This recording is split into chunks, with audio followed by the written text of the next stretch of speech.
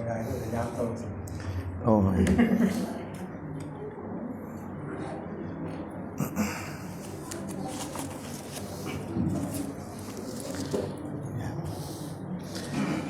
Bismillah.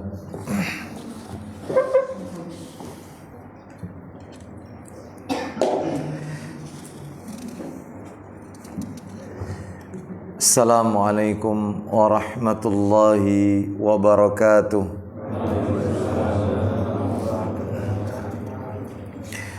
Innal hamdalillah nahmaduhu wa nasta'inuhu wa nastaghfiruh wa na'udzu billahi min syururi anfusina wa sayyiati a'malina man yahdihillahu fala mudhillalah wa man yudlil fala hadiyalah wa ashhadu an la ilaha illallah wahdahu la syarikalah wa ashhadu anna muhammadan abduhu wa rasuluh ya ayyuhalladzina amanuttaqullaha haqqa tuqatih wa la tamutunna illa wa antum muslimun amma ba'du fa inna asdaqal hadisi kitabullah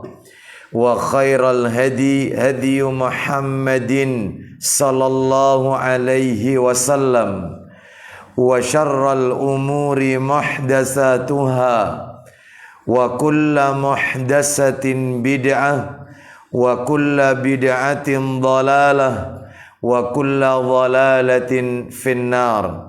Ikhwan wa akhwati fillah, bapak-bapak, ibu-ibu, kaum muslimin dan muslimah, jamaah majelis taklim yang semoga dimuliakan oleh Allah Subhanahu wa taala. Tidak ada kata yang patut kita ucapkan di sore hari ini selain rasa syukur kita kepada Allah Tabaraka wa taala atas segala karunia nikmat yang telah Allah berikan kepada kita, sehingga kita dipertemukan kembali di salah satu rumah Allah dari sekian banyak rumah-rumah Allah yang ada di muka bumi ini, yaitu Musollah atau Langgar Kidul Al-Muhajirin, perumahan Taman Suko Asri, Sukodono, Sidoarjo. Semoga langkah kaki kita, niat kita untuk menuntut ilmu pada sore hari ini tercatat di sisi Allah sebagai pemberat timbangan amal kebajikan kita kelak di yaumil qiyamah. Bapak ibu kaum muslimin dan muslimah rahimani wa rahimakumullah. Sore hari ini tidak memperpanjang muqaddimah. Materi yang akan kami sampaikan adalah lanjutan daripada materi yang kami sampaikan pada bulan yang lalu.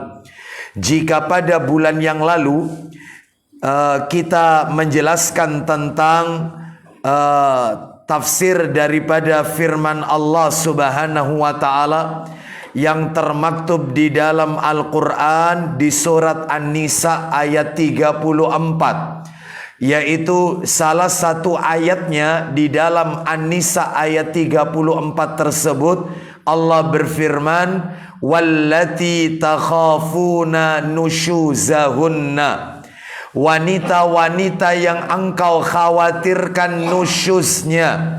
Apa itu nusyuz? Sikap durhaka istri kepada suami. Sehingga pada waktu itu bulan yang lalu kami angkat tema atau judul dari firman Allah An-Nisa ayat 34 ini. Penggalan dari An-Nisa ayat 34 ini kami beri judul pada bulan yang lalu, tatkala istri durhaka. Tatkala istri berbuat nusyuz atau durhaka. Nah, pada kesempatan sore hari ini kita mencoba untuk membahas firman Allah Azza wa Jalla yang juga termaktub di surat yang sama, yaitu surat An-Nisa di ayat yang ke-128. Apa itu penggalan dari An-Nisa ayat 128? Allah berfirman dalam penggalan ayat An-Nisa 128, wa inimra'atun khafat min ba'liha nusyuzan au i'radan. Artinya, dan jika seorang wanita khawatir akan nusyuz atau sikap tidak acuh dari suaminya, berarti suami nusyuz itu juga ada. Bukan hanya istri nusyuz, tetapi suami nusyuz itu ada. Bapak Ibu sekalian rahimani wa rahimakumullah, memang benar tidak ada istilah suami durhaka, tidak ada.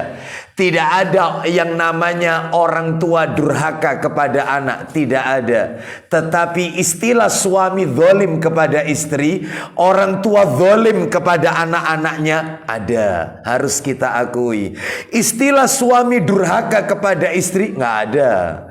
Orang tua durhaka kepada anak-anaknya tidak ada. Tapi suami zalim kepada istri, orang tua zalim kepada anak-anaknya itu ada. Sehingga materi pada sore hari ini melanjutkan dari agar seimbang pembahasan kita dari bulan yang lalu, kita beri judul sore hari ini An-Nisa 128, penggalan ayatnya ini kita beri judul tatkala suami berbuat zalim. Tatkala suami berbuat zalim. Baik, Bapak Ibu kaum muslimin dan muslimah rahimani wa rahimakumullah. Tema ini, judul kajian ini bukan bertujuan untuk menguliti berbagai macam penyimpangan-penyimpangan yang dilakukan oleh para suami. Tidak, sama sekali tidak demikian. Tetapi tujuan dari pembahasan materi pada sore hari ini adalah agar menjadi cermin muhasabah. Apa itu cermin muhasabah? Yaitu cermin introspeksi diri, terutama bagi seorang suami, agar menjadi sosok seorang suami yang muslim dan saleh kepada istrinya, pasangannya. Baik, Bapak Ibu sekalian rahimani wa rahimakumullah, supaya tidak terlalu melebar, maka izinkan saya terlebih dahulu pada sore hari ini membacakan firman Allah, membacakan sebuah hadis qudsi. Ya, firman Allah Azza wa Jalla yang tidak termaktub dalam Al-Quranul Karim, hadis qudsi. Ada perbedaan antara Al-Quran dengan hadis qudsi. Kalau Al-Quran maknanya dan redaksinya itu dari Allah. Maknanya dan redaksinya itu dari Allah Azza wa Jalla. Tetapi kalau hadis qudsi tidak, maknanya dari Allah. Betul, sama-sama makna dari Allah, cuman redaksinya Rasul sallallahu alaihi wasallam. Entah Nabi yaitu bermimpi di mana Allah menurunkan wahyunya, lalu kemudian Nabi sampaikan yaitu kepada para sahabatnya apa yang dikatakan oleh Allah Azza wa Jalla tersebut dalam mimpi Nabi sallallahu alaihi wasallam. Jadi ini hadis qudsi. Orang sholat baca Al-Quran, orang sholat tidak membaca hadits qudsi. Orang membaca Al-Quran sekalipun dia tidak tahu artinya, nggak paham artinya, baca tok Al-Quran dapat ganjaran 1 huruf 10 pahala. Alif Lam Mim 30 pahala. Alif 10, Lam 10, Mim 10. Tahu arti, nggak tahu artinya tetap dapat pahala. Itu baca Al-Quran. Tetapi orang membaca hadis qudsi sekedar baca tidak dapat pahala. Dia akan mendapatkan pahala dari hadis qudsi atau hadis Rasul yang sering kali kita baca dalam kitab-kitab hadis. Maka kita baru mendapatkan pahala kalau kita amalkan isi kandungan hadis tersebut dalam kehidupan kita sehari-hari. Baru kita mendapatkan pahala. Al-Quran mutawatir, langsung dari Allah. Makanya kalau ada firman Allah, seluruh sahabat dikumpulkan oleh Nabi, tidak tersisa satu. Semuanya ditulis dan Nabi yang menyampaikan, ini ayat Al-Quran. Tetapi kalau hadis qudsi tidak. Makanya jangan kaget Bapak Ibu sekalian, kalau hadis qudsi selama disebut hadis, maka tetap ada yang dhaif, bahkan ada yang palsu sanadnya. Selama dikatakan hadis, sekalipun qudsi, nama lainnya hadis qudsi itu kan hadis robbani, hadis ilahi, nama lainnya. Baik, selama masih berbunyi hadis, maka tetap sanadnya perlu diteliti. Adapun kalau Al-Quran nggak perlu diteliti karena mutawatir langsung dari Allah Azza wa Jalla. Baik, oleh karena itu saya akan sampaikan, yaitu sebagai muqaddimah ya, kata pengantar, sebuah hadis qudsi yang sahih. Ya, disebutkan di dalam riwayat, namanya saja hadis, berarti ada riwayatnya, yaitu di dalam riwayat Muslim, Tirmidzi dan Ibnu Majah dalam kitab Shahih Targhib wa Tarhib jilid 4 ya, saya bawakan. Hadisnya nomor 2214, 2214 ya. Baik, saya akan bacakan hadis qudsinya. Hadis ini bersumber dari sahabat Abu Dzar Al-Ghifari radhiyallahu an. Dia berkata, Nabi sallallahu alaihi wasallam bersabda, Allah Azza wa Jalla berfirman. Lah ini cirinya hadis qudsi kayak begini. Nabi bersabda, Allah berfirman. Ini cirinya hadis qudsi seperti ini. Baik. Kalau Al-Quran enggak langsung Allah berfirman, enggak pakai Nabi bersabda. Kita dengarkan firman Allah dalam hadis qudsi ini.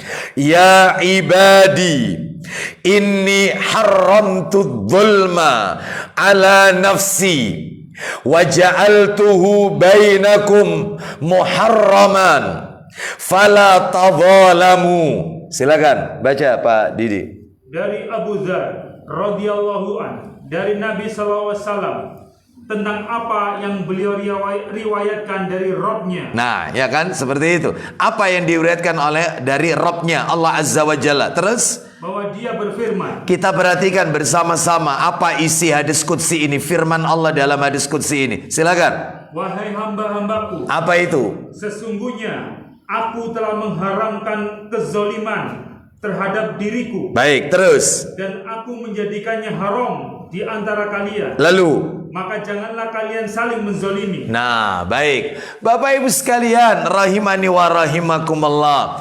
Maka sebelum kita membahas yaitu ciri-ciri suami zalim, ya, tatkala suami berbuat zalim, maka tentunya kita bereskan dulu ini, satu kata ini, yaitu zalim. Karena di dalam hadis ini dengan tegas Allah Azza wa Jalla berfirman, aku mengharamkan kezaliman atas diriku dan aku menjadikannya haram di antara kalian, dan maka janganlah kalian saling menzalimi. Zalim, zalim, zalim. Apa sih zalim ini? Ini yang harus kita luruskan dulu. Setelah itu baru kita masuk materi kita. Ciri-ciri yang masuk kategori suami berbuat zalim kepada istrinya. Baik, Bapak Ibu sekalian, ada 3 hal dulu yang akan kita bahas ya, yang perlu kita luruskan dari zalim ini. Kata-kata zalim ada 3 hal dulu. Yang pertama, definisi zalim. Yang kedua, macam-macamnya zalim. Apa zalim itu macamnya?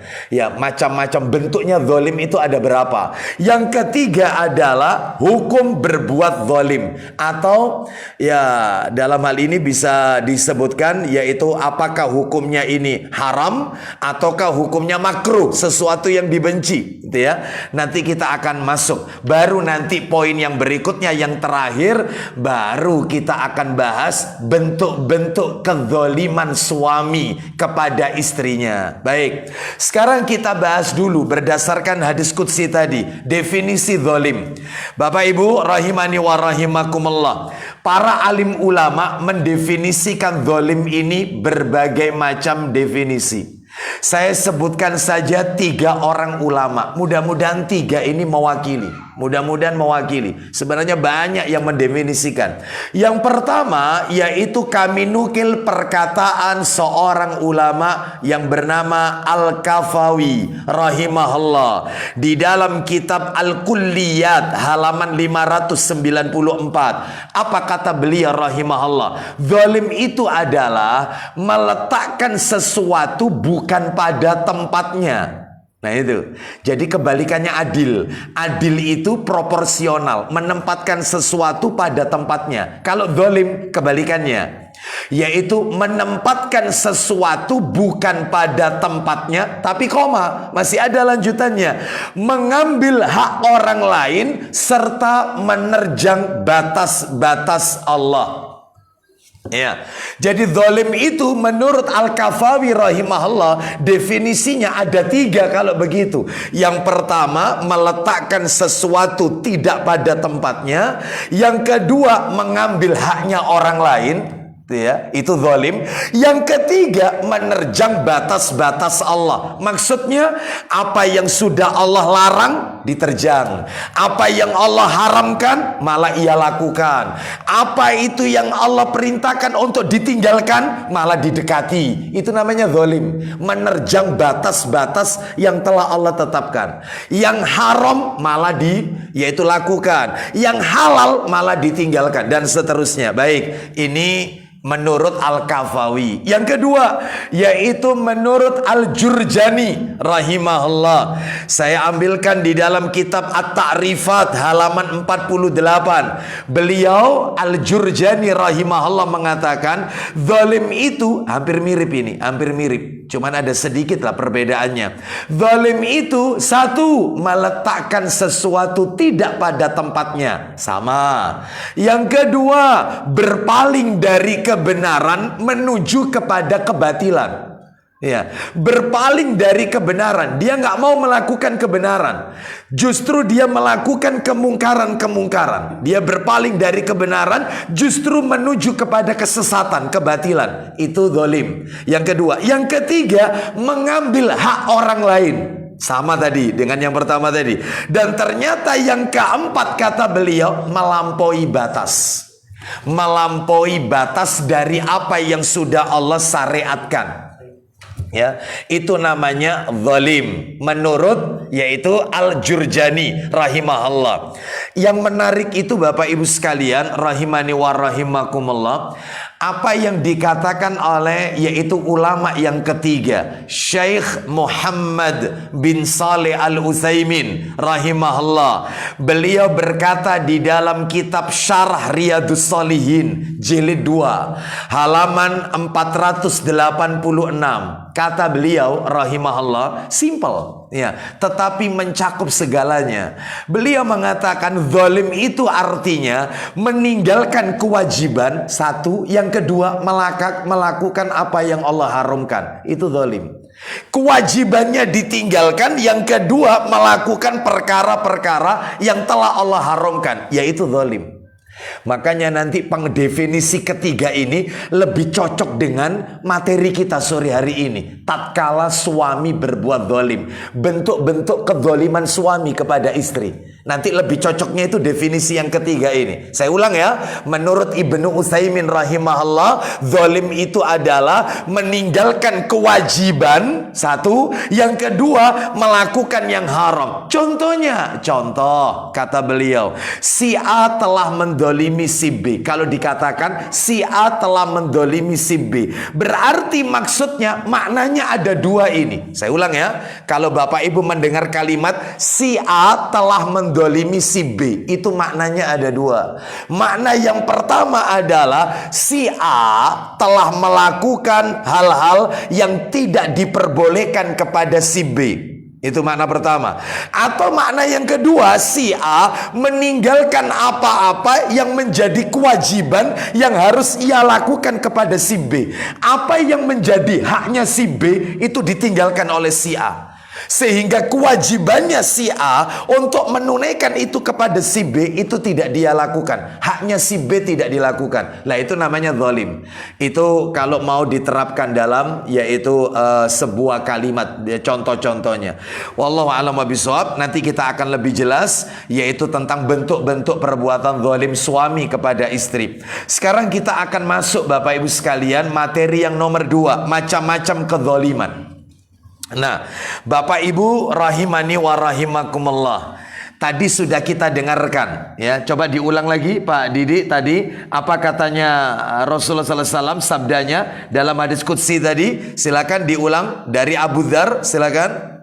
Dari Abu Dzar radhiyallahu anhu dari Nabi SAW tentang apa yang beliau riwayatkan dari Rabb-Nya. Iya, lanjut. Bahwa dia berfirman, silakan. Wahai hamba-hambaku, wahai hamba-hambaku, sesungguhnya aku telah mengharamkan kezaliman terhadap diriku. Terus. Dan aku menjadikannya haram di antara kalian. Terus. Maka janganlah kalian saling menzalimi. Baik. Berdasarkan hadis qudsi ini berarti zalim itu ada 3 Bapak Ibu sekalian.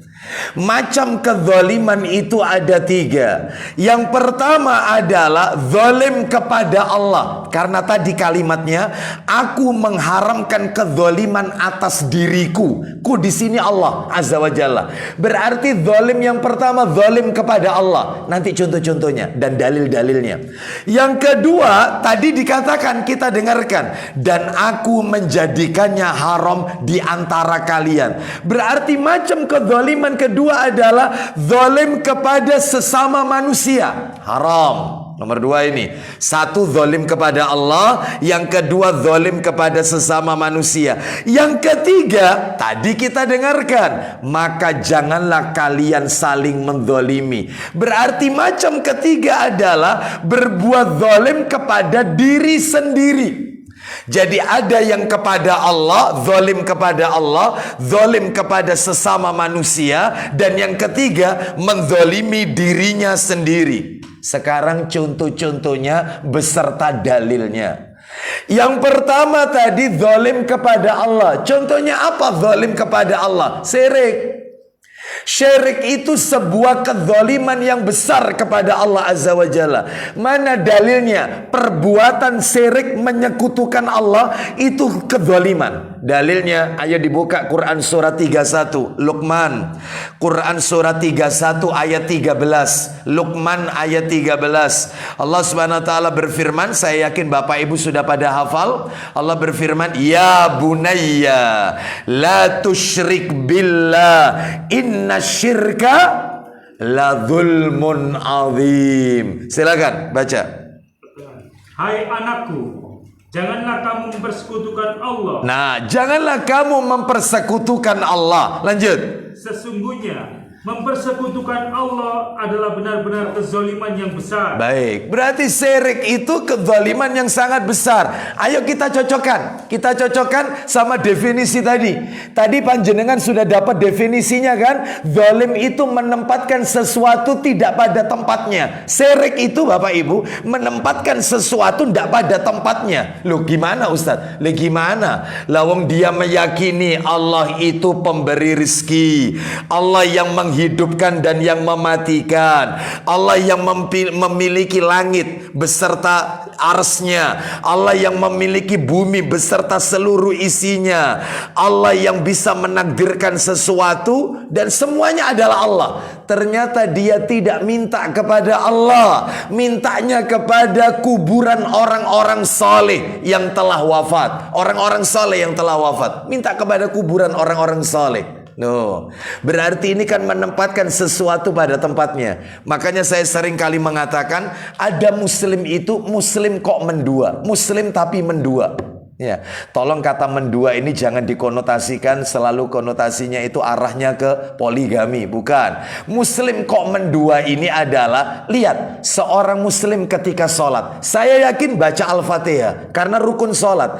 Orang sholat gak baca Al-Fatihah, sholatnya gak sah. Lihat ketika dia baca Al-Fatihah, pada saat kalimat iyyaka na'budu wa iyyaka nasta'in, artinya ya, artinya hanya kepadamu, hanya lo ini hanya kepadamu kami menyembah, hanya kepadamu kami minta pertolongan. Tapi setelah salam, mintanya kepada wong pinter, mintanya kepada paranormal, mintanya ngalap berkahnya kepada pohon yang dikeramatkan, para wali-wali orang-orang soleh yang telah mati. Mereka menjadikan perantara orang-orang soleh tersebut dalam doanya. Berarti muslim tapi mendua. Dia tahu menyembah itu kepada Allah, tapi dia tidak minta kepada Allah. Nah, Bapak Ibu kalau dengar di dalam Al-Quran, kaget Anda. Orang-orang kafir di zaman Nabi, mereka itu dari sisi tauhid rububiyah bagus. Mereka tahu, bahkan mereka tahu yang punya Ka'bah itu Allah. Yang punya Ka'bah itu Allah.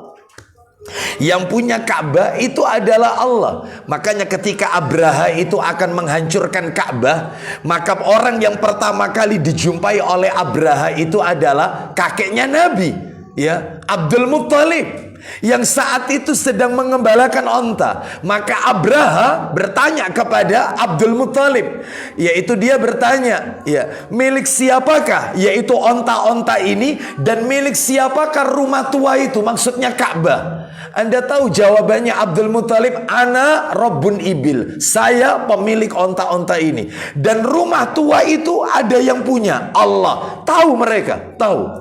Bahkan Bapak Ibu kalau tak bacakan ayatnya, ketika orang kafir ditanya siapa yang memberi rezeki, orang kafir menjawab Allah. Siapa yang menghidupkan dan mematikan? Allah. Siapa yang memiliki langit beserta seluruh isinya dan bumi beserta isinya? Allah. Allah, Allah, Allah. Tahu mereka. Tapi mereka tidak menyembah Allah. Mereka menjadikan berhala-berhala sebagai media wasilah, perantara agar doanya disampaikan kepada Allah. Lah ini cacatnya itu tauhid uluhiyahnya. Jadi tauhid rububiyah sudah benar. Ya, makanya belajar tauhid jangan terbatas tauhid rububiyah. Makanya kalau saya tanya kepada beberapa teman-teman itu, mohon maaf ya, yang mereka belum taklim tentunya ya, orang awam belum ngaji ya, saya tanya, saya ingin tahu, Pak, panjenengan semerap ya kalimat la ilaha illallah. No niku saya, ya, zikir saya niku ya, kuncinya surga niku Ustaz. La ilaha illallah, ya, miftahul jannah, kuncinya surga. Apa Pak artinya la ilaha illallah? Selalu jawabannya ya, la ilaha illallah niku tidak ada Tuhan selain Allah. Tolong dikejar. Maksudnya panjenengan tidak ada Tuhan selain Allah itu apa? Pasti saya yakin jawabannya ya, maksudnya ya tidak ada yang menciptakan alam raya kecuali Allah, tidak ada yang menghidupkan kecuali Allah, tidak ada yang ngasih rezeki kecuali Allah. Ya itu Pak Ustadz. Loh kalau cuman sebatas ini pemahamannya, apa bedanya sama Abu Jahal, Abu Lahab, Abu Talib?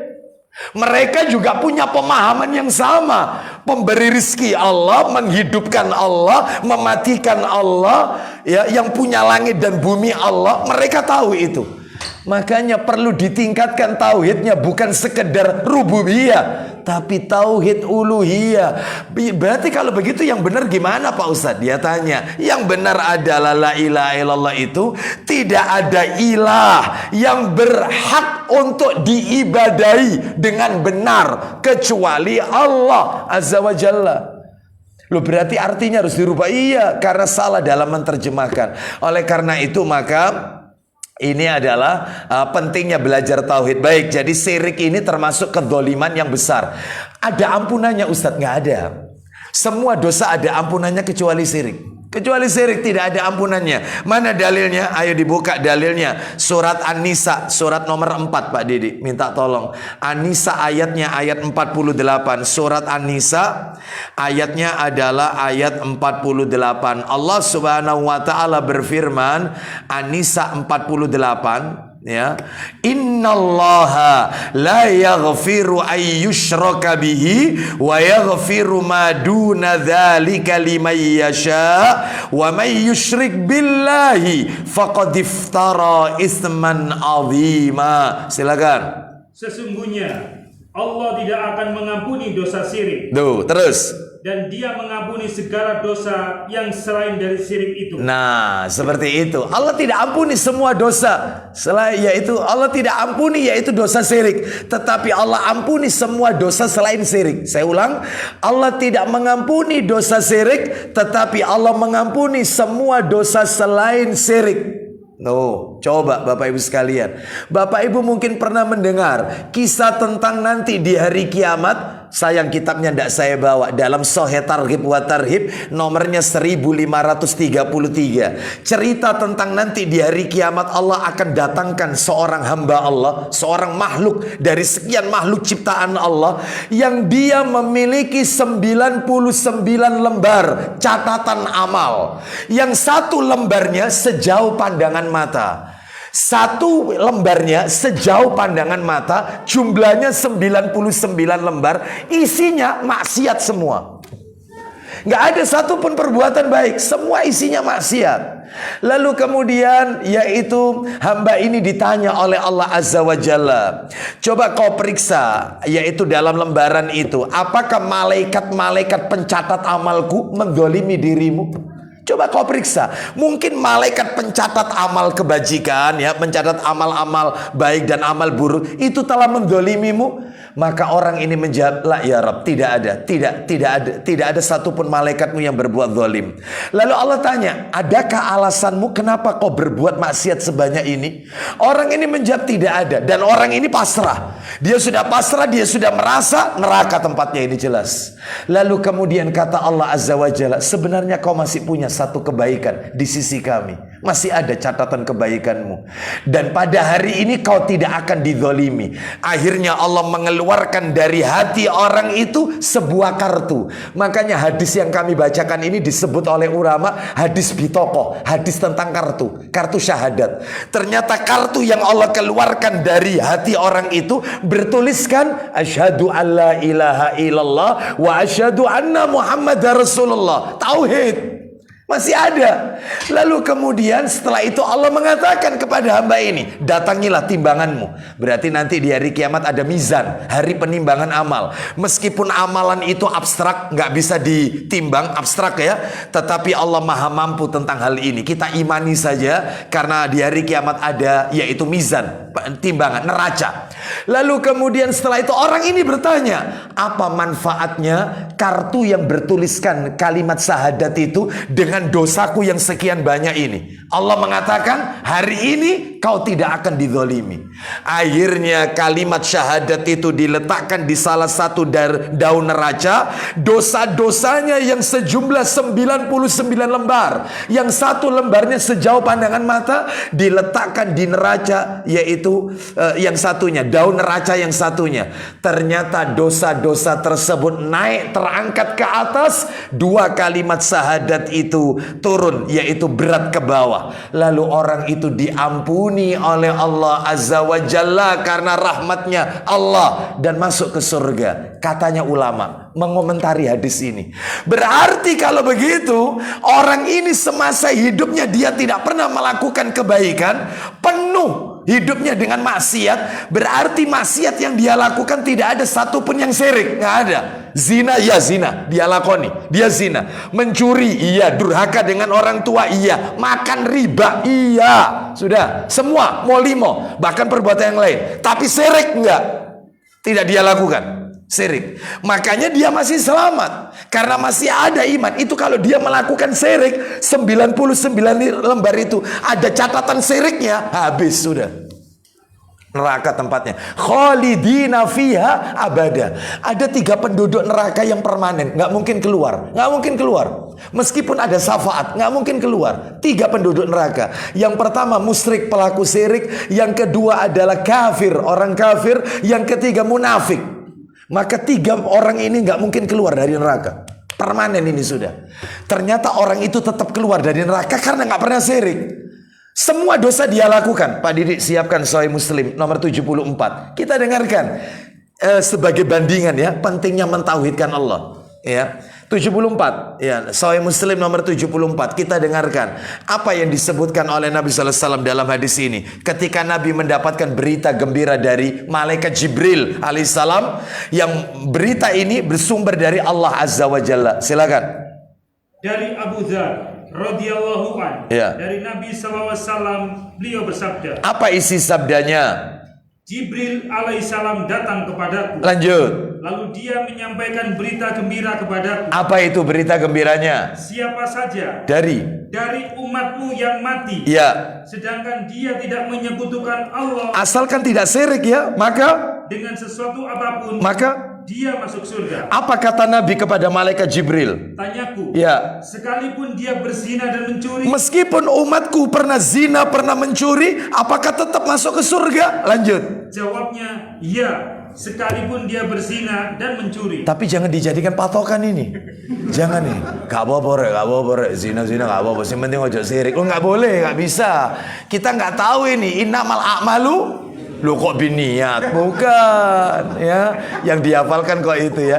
Innamal a'malu bi khawatimiha. Sesungguhnya amalan seseorang itu bergantung pada akhirnya. Kita nggak tahu ending kita ini kapan. Maka jangan sekali-kali kita coba-coba melakukan perbuatan maksiat. Baik, kita kembali ke materi kita. Berarti ada zalim. Yang pertama zalim kepada Allah, syirik, contohnya syirik. Yang kedua zalim kepada sesama manusia. Oh banyak contohnya, banyak. Saya punya judul materi itu ya, ketika mengomentari surat 33 Al-Ahzab ayat 58. Itu jangan mendolimi sesama manusia, jangan, yaitu mendolimi sesama mukmin. Ya, jangan mendolimi sesama mukmin. Judul materinya demikian. Bentuk-bentuknya banyak. Ya, mendolimi sesama manusia, makan harta anak yatim, makan yang bukan haknya, ya, ngambil barangnya orang, termasuk begal, mencuri. Ini semua zalim kepada sama manusia ini. Banyak sekali.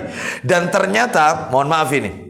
Dan ternyata untuk zalim kepada sesama manusia ini itu ada cara tobatnya. Apakah bisa bertobat? Ada. Meskipun nomor 1 tadi itu ada cara tobatnya. Syirik itu apakah bisa bertobat Ustaz kalau sudah terlanjur? Bisa. Caranya gimana? Caranya dia kembali mentauhidkan Allah, dia tinggalkan semua syiriknya, lalu dia isi sisa hidupnya dengan mentauhidkan Allah. Adapun yang nomor 2, cara tobatnya ada kalau mendolimi orang, ngambil barangnya orang, nipu orang, menggelapkan harta orang, ya, mencaci maki orang, menfitnah orang, menghibah, bicarakan aibnya orang. Ini zalim kepada sama manusia ini. Apakah ada cara bentuk tobatnya? Ada, yaitu minta maaf kepada orang yang pernah dia sakiti. Kalau terkait harta, ya harus dikembalikan hartanya. Nggak bisa Pak, misalnya ini ya, gelas ini saya anggap sandal. Dia ngambil sandalnya orang di masjid, dia ngambil ini, dia ambil, dimasukkan di tasnya, lalu dia tobat, ya Allah, hamba bertobat kepadamu, hamba janji tidak akan mengulanginya kembali. Nggak bisa. Kembalikan dulu barangnya orang ini. Jadi meskipun dia tawaf di Ka'bah, umroh puluhan kali, dia pernah korupsi, nggak bisa. Kembalikan dulu uangnya rakyat, baru tobatnya diterima oleh Allah Azza wa Jalla. Nggak bisa. Nggak bisa. Cara tobatnya itu soalnya. Ya, kalau kita pernah harta orang ada di tangan kita, harus kita kembalikan. Ustadz, nggak ketemu orangnya sudah meninggal, sedangkan harta ada di tangan saya, yaitu infakkan, sodakohkan di jalan Allah senilai harta yang ada di tangan Anda. Ustadz, ternyata sudah saya sodakohkan, dapat setahun, keluarganya datang ke saya minta, keluarkan lagi. Lah terus yang sudah saya keluarkan itu sodako buat Anda. Itu sodako buat Anda, karena ini hanya dia, harus dikeluarkan. Seperti itu. Ya, makanya jangan main-main yang seperti ini, dampaknya besar kezaliman sesama manusia. Dalil, ayo dibuka Sahih Targhib wa Tarhib, nomornya mudah diingat, nomor 2222 2222 ya, riwayat Bukhari dan Tirmidzi. Silakan. Dari Abu Hurairah radhiyallahu an, Ya. dari Nabi sallallahu alaihi wasallam, beliau bersabda. Apa isi sabdanya? Barang siapa yang mempunyai dosa kesoliman terhadap saudaranya, Nah, terhadap saudaranya terus berupa kehormatan atau sesuatu, ya. maka hendaklah ia meminta kepadanya agar dibebaskan darinya. Nah, minta maaf ya. Terus kemudian Bebaskan darinya hari ini, Iya. sebelum hari di mana tidak ada dinar atau dirham. Nah, sebelum nanti di hari kiamat tidak ada mata uang, tidak ada dinar, tidak ada dirham untuk membayar itu, melunasinya. Maka selesaikan di dunia ini hutang yang belum terbayar, selesaikan. Kalau tidak, maka amal soleh kita yang akan dijadikan penebusan dari kezaliman yang kita lakukan. Terus lanjut. Jika ia mempunyai amal soleh, maka akan diambil sebagiannya sebesar dosa kezalimannya. Nah, seperti itu. Kan memang rugi. Kita sudah capek-capek ngumpulkan amal soleh, ternyata dihabiskan dengan kezaliman yang kita lakukan kepada orang lain. Satu persatu diberikan kepada orang yang kita zalimi. Bahkan ada sebuah hadis, yaitu hadis tentang muflis, hadis tentang bangkrut. Itu di nomor 2223, satu nomor setelahnya. Itu Nabi melontarkan pertanyaan, atadruna anil muflis, siapa di antara kalian yang tahu orang bangkrut itu, orang pailit itu siapa? Para sahabat menjawab, yaitu kata Nabi, innal muflisa man la dirhama lahu wala mata. Sesungguhnya orang bangkrut itu orang yang tidak punya harta, tidak punya apa-apa. Orang pailit itu nggak punya apa-apa. Kata Nabi, bukan. Orang bangkrut itu innal muflisa min ummati. Sesungguhnya orang bangkrut itu adalah dari kalangan umatku. Ya'ti yaumal qiyamah bisolatin wa zakatin wa siyamin. Yang nanti pada hari kiamat mereka bangga dengan pahala solatnya, dengan pahala zakat, dengan pahala puasanya. Wa ya'ti qad syatama hadza. Tapi di sisi lain dia juga bawa dosa. Dosa apa? Wa qadhafa hadza. Dosa pernah menuduh orang tanpa bukti. Dosa apa lagi? Wa akala malahadha. Dosa pernah makan hartanya orang. Dosa apa lagi? Wa safaka damahadha. Dosa pernah membunuh orang, menghilangkan nyawa orang. Membunuh itu ada dua. Membunuh itu menghilangkan nyawanya, ya, fisik yang sama dia. Atau yang kedua, membunuh karakter. Nah, itu masuk kategori ini. Terus wa dzaraba ada, memukul orang. Ya, memukul itu juga ada dua. Memukul fisiknya orang atau memukul hatinya orang, nyakiti hatinya orang. Terus kemudian gimana ceritanya? Fayu'ta hadza min hasanatihi wa hadza min hasanatihi. Satu persatu amal solehnya akan diberikan kepada orang-orang yang dia zalimi. Kalau amal solehnya habis, sementara orang-orang yang dizaliminya itu masih menuntut balas di hari kiamat, hari pengadilan nanti di hari kiamat, maka amal soleh, maka dosa orang-orang yang dia zalimi diambil oleh Allah, ditimpukkan kepada dia. Faturiha finnar, lalu dia dilemparkan ke dalam neraka. Lihat, ngaku orang soleh, rajin sholat, rajin zakat, rajin puasa, tapi tetap tidak mendapatkan tiket masuk ke surga, tetap masuk neraka. Kenapa? Karena dia cacat hablum minanasnya. Itulah yang katanya para ulama, banyak orang dewasa ini soleh secara ritual tapi tidak soleh secara sosial. Hablum minallahnya bagus, vertikalnya bagus, tetapi hablum minanas, horizontal, cacat. Dengan tetangga selalu ndak akur, dengan masyarakat selalu macam-macam kezaliman. Oleh karena itu hati-hati ya. Ini kita lanjutkan sekarang yang nomor 3. Bentuk kezaliman yang ketiga adalah yaitu kezaliman kepada diri sendiri. Ada dalilnya menzalimi diri sendiri? Ada. Silakan dibuka Quran surat 35, Fatir ayat 32. Fatir ayat 32. Fatir surat 35 ayat 32. Menzalimi diri sendiri. Summa awrasnal kitabal ladzina istafaina min ibadina faminhum zalimun li nafsihi. Nah, itu poinnya di situ. Wa minhum muqtasid. Silakan, muqtasid. Silakan, ayo.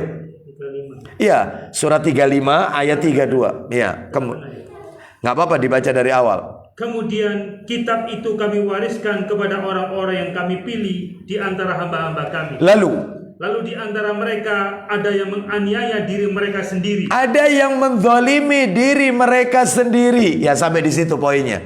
Berarti ada orang itu yang menzalimi diri sendiri. Contohnya banyak menzalimi diri sendiri. Begadang, ya, malam di warkop, ya, seperti itu. Ini menzalimi diri sendiri ini ya. Tentunya ini nggak baik ya. Kecuali kalau begadangnya itu di jalan Allah. Contohnya begadang di jalan Allah, menunggu di daerah perbatasan karena khawatir diserang musuh, nggak tidur mulai malam sampai pagi, nggak apa-apa ini. Ini mata yang tidak tersentuh api neraka. Mata yang tidak akan pernah lihat api neraka ada dua. Mata yang berjaga-jaga di daerah perbatasan, dia nggak tidur. Yang kedua, mata yang menangis karena Allah Azza wa Jalla. Nangisnya itu karena mendengarkan ayat Quran, nangis. Dengar nasihat para asatid, para ustadz kita tentang masalah kubur, masalah neraka, masalah azab, nangis. Ini mata-mata nanti, mata yang tidak akan lihat neraka. Masya Allah, itu ya.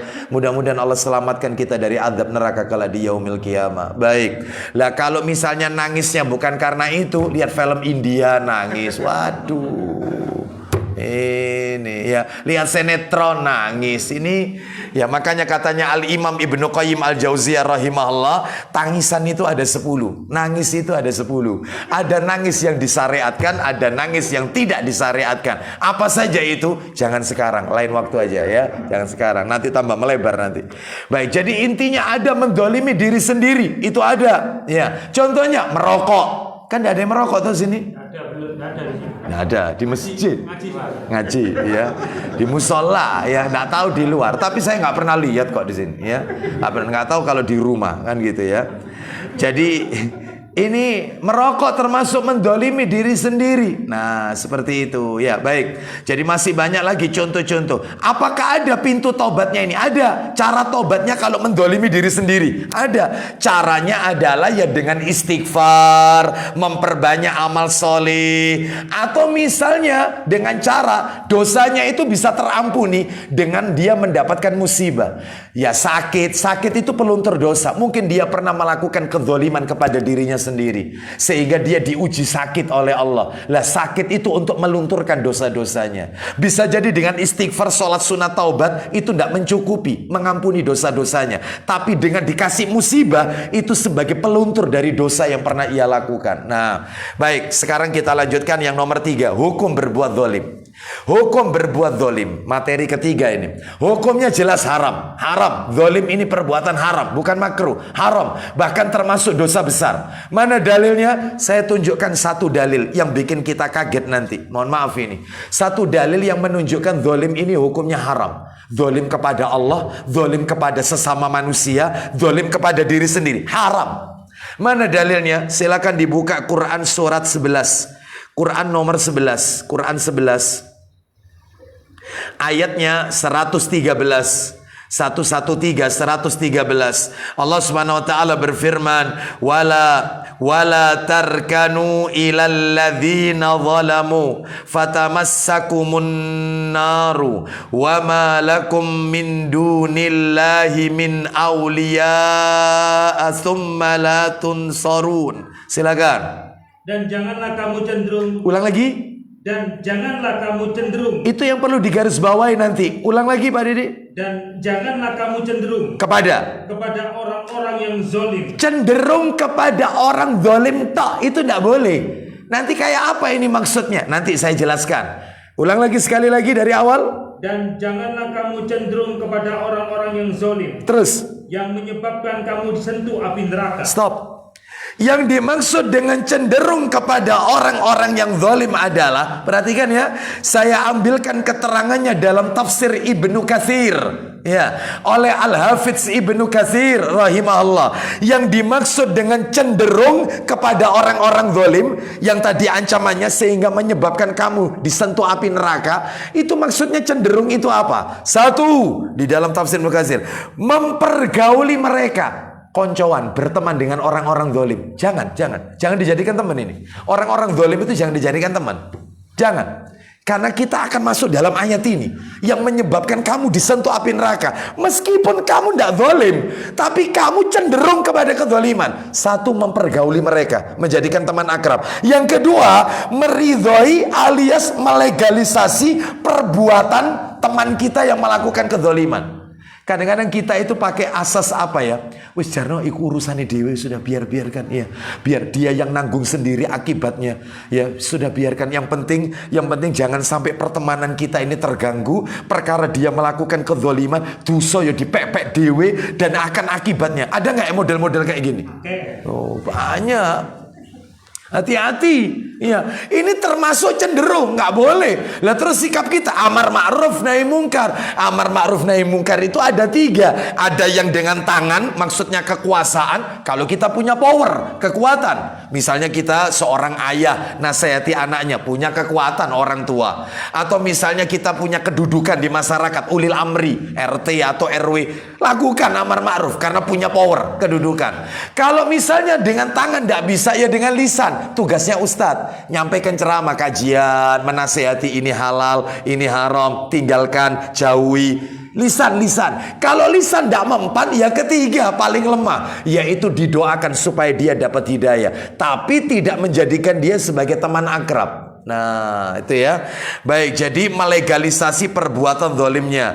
Akan tetapi kalau jika bergaul dengan mereka tanpa meridhoi, ya, namun dengan maksud untuk menasihati agar kembali kepada kebenaran, maka ini diperbolehkan. Kalau misalnya tujuan kita menjadikan dia teman, tujuannya untuk kita bimbing, nggak apa-apa. Tapi kalau dikhawatirkan apa yang dia lakukan itu berpengaruh kepada diri kita, sebaiknya jangan dijadikan teman. Baik itu teman di masyarakat, ya, karena kita makhluk sosial, ya, termasuk teman di media sosial. Nah, hati-hati. Baik Bapak Ibu sekalian, kita lanjutkan. Nah, ayat ini kata para alim ulama, ayat ini merupakan larangan dan ancaman keras terhadap perbuatan zalim. Sebab Allah menegaskan sekedar condong saja, hanya condong. Sekedar condong kepada pelaku kezaliman saja itu dapat masuk neraka. Apalagi kalau melakukan kezaliman, condong tok disentuh api neraka, apalagi sampai melakukan kezaliman. Nah, ayat ini dalil haramnya kezaliman. Surat apa tadi? Surat Hud, ayatnya berapa tadi? 113, ya. Baik, sekarang kita masuk, yaitu pada materi kita, bentuk-bentuk kezaliman suami kepada istri. Tidak ada suami durhaka, yang ada suami zalim kepada istrinya, ya. Baik, tidak ada orang tua durhaka, yang ada adalah orang tua zalim kepada anaknya. Tidak ada mertua durhaka kepada menantunya, yang ada adalah mertua berbuat zalim kepada menantunya, itu ya. Baik, sekarang yang kita bahas ini adalah suami, perbuatan zalim suami kepada istri. Ada berapa? 18. Wah, ini ibu-ibu siap bolpen, siap buku sudah. Langsung duduknya ditata sudah, langsung siap ini, ya. Dari tadi arisan soalnya. Ini begitu masuk materi ini, masuk sudah, ya. Baik, 18 bentuk kezaliman suami kepada istri. Banyak, ya. 18 bentuk kezaliman suami kepada istrinya. Baik, Bapak Ibu sekalian rahimani wa rahimakumullah, suami ini adalah pemimpin. Setiap pemimpin pasti dimintai pertanggungjawaban oleh Allah Azza wa Jalla, ya. Maka disebutkan oleh Nabi SAW, ayo dibuka dulu Sahih Targhib wa Tarhibnya, nomornya 1922. Sahih Targhib, mundur berarti nomornya. Sudah, ya. Silakan, ayo dibaca dari Ibnu Umar radhiyallahu anhuma, silakan. Dari Ibnu Umar radhiyallahu anhuma, ya, ia menuturkan, ya, saya telah mendengar Rasulullah SAW bersabda. Baik, saya bacakan penggalannya saja. Saya bacakan penggalannya karena panjang hadisnya. Warrajulu ra'in fi ahlihi wa mas'ulun an ra'iyatihi, au kama qala Nabi sallallahu alaihi wasallam. Lanjut. Semua. Enggak, dari seorang suami itu adalah pemimpin. Ya. Seorang suami itu pemimpin di keluarganya Terus, dan bertanggung jawab terhadap siapa yang dipimpinnya. dan dia akan ditanya tentang siapa yang dipimpinnya. Saya tambahkan satu nomor lagi sebelum kita masuk ke materi inti kita, bahwasanya tugas laki-laki ini besar, tanggung jawabnya besar. Semuanya akan ditanya. Saya dan bapak-bapak semua ini laki-laki, semuanya akan ditanya. Kita lihat lagi dalil yang tidak kalah mengerikan. Coba dibuka Sahih Targhib wa Tarhib 1966 1966 riwayat Ibnu Hibban dari Anas bin Malik. Silakan. Ya, betul. Itu kan di situ dari mana itu? Itu yang benar itu dari Anas mestinya. Silakan. Ya, betul. Mestinya bukan Al-Hasan itu. Karena disebutkan dalam kitab Silsilah Hadis Sahih, Syekh Albani rahimahullah meluruskan. Riwayatnya ini bukan dari Al-Hasan, tetapi Anas bin Malik radhiyallahu an. Itu yang benar. Silakan. Dari Anas bin Malik radhiyallahu an gitu aja. Silakan. Dari Anas bin Malik radhiyallahu an. Terus, iya. Dari Nabiullah, beliau bersabda. Baik, innallaha sa'ilun kulla ra'in amma star'ahu ahafidha dhalika am dayya'a hatta yas'ala ar-rajula an ahli baitihi. Silakan. Sesungguhnya Allah pasti menanyakan kepada setiap pemimpin tentang apa yang dibebankannya kepadanya. Lanjut. Apakah ia memelihara atau menelantarkannya? Semua pemimpin akan ditanya oleh Allah, apakah dia menjaganya atau menyia-nyiakannya. Sampai nanti lanjut hingga dia bertanya kepada seorang lelaki tentang keluarganya. Sampai nanti Allah akan bertanya kepada lelaki tentang keluarganya. Kau sia-siakan istrimu, anak-anakmu, kau telantarkan mereka atau kau bahagiakan mereka. Hati-hati ya. Sekarang kita bahas, yaitu yang nomor satu, bentuk kedzaliman suami adalah tidak menunaikan hak-haknya istri. Haknya istri tidak ditunaikan. Ya, haknya istri tidak ditunaikan. Nah, berarti kalau haknya istri itu kewajibannya suami itu. Apa sih haknya istri? Sabar, saya tunjukkan dulu dalil ancamannya.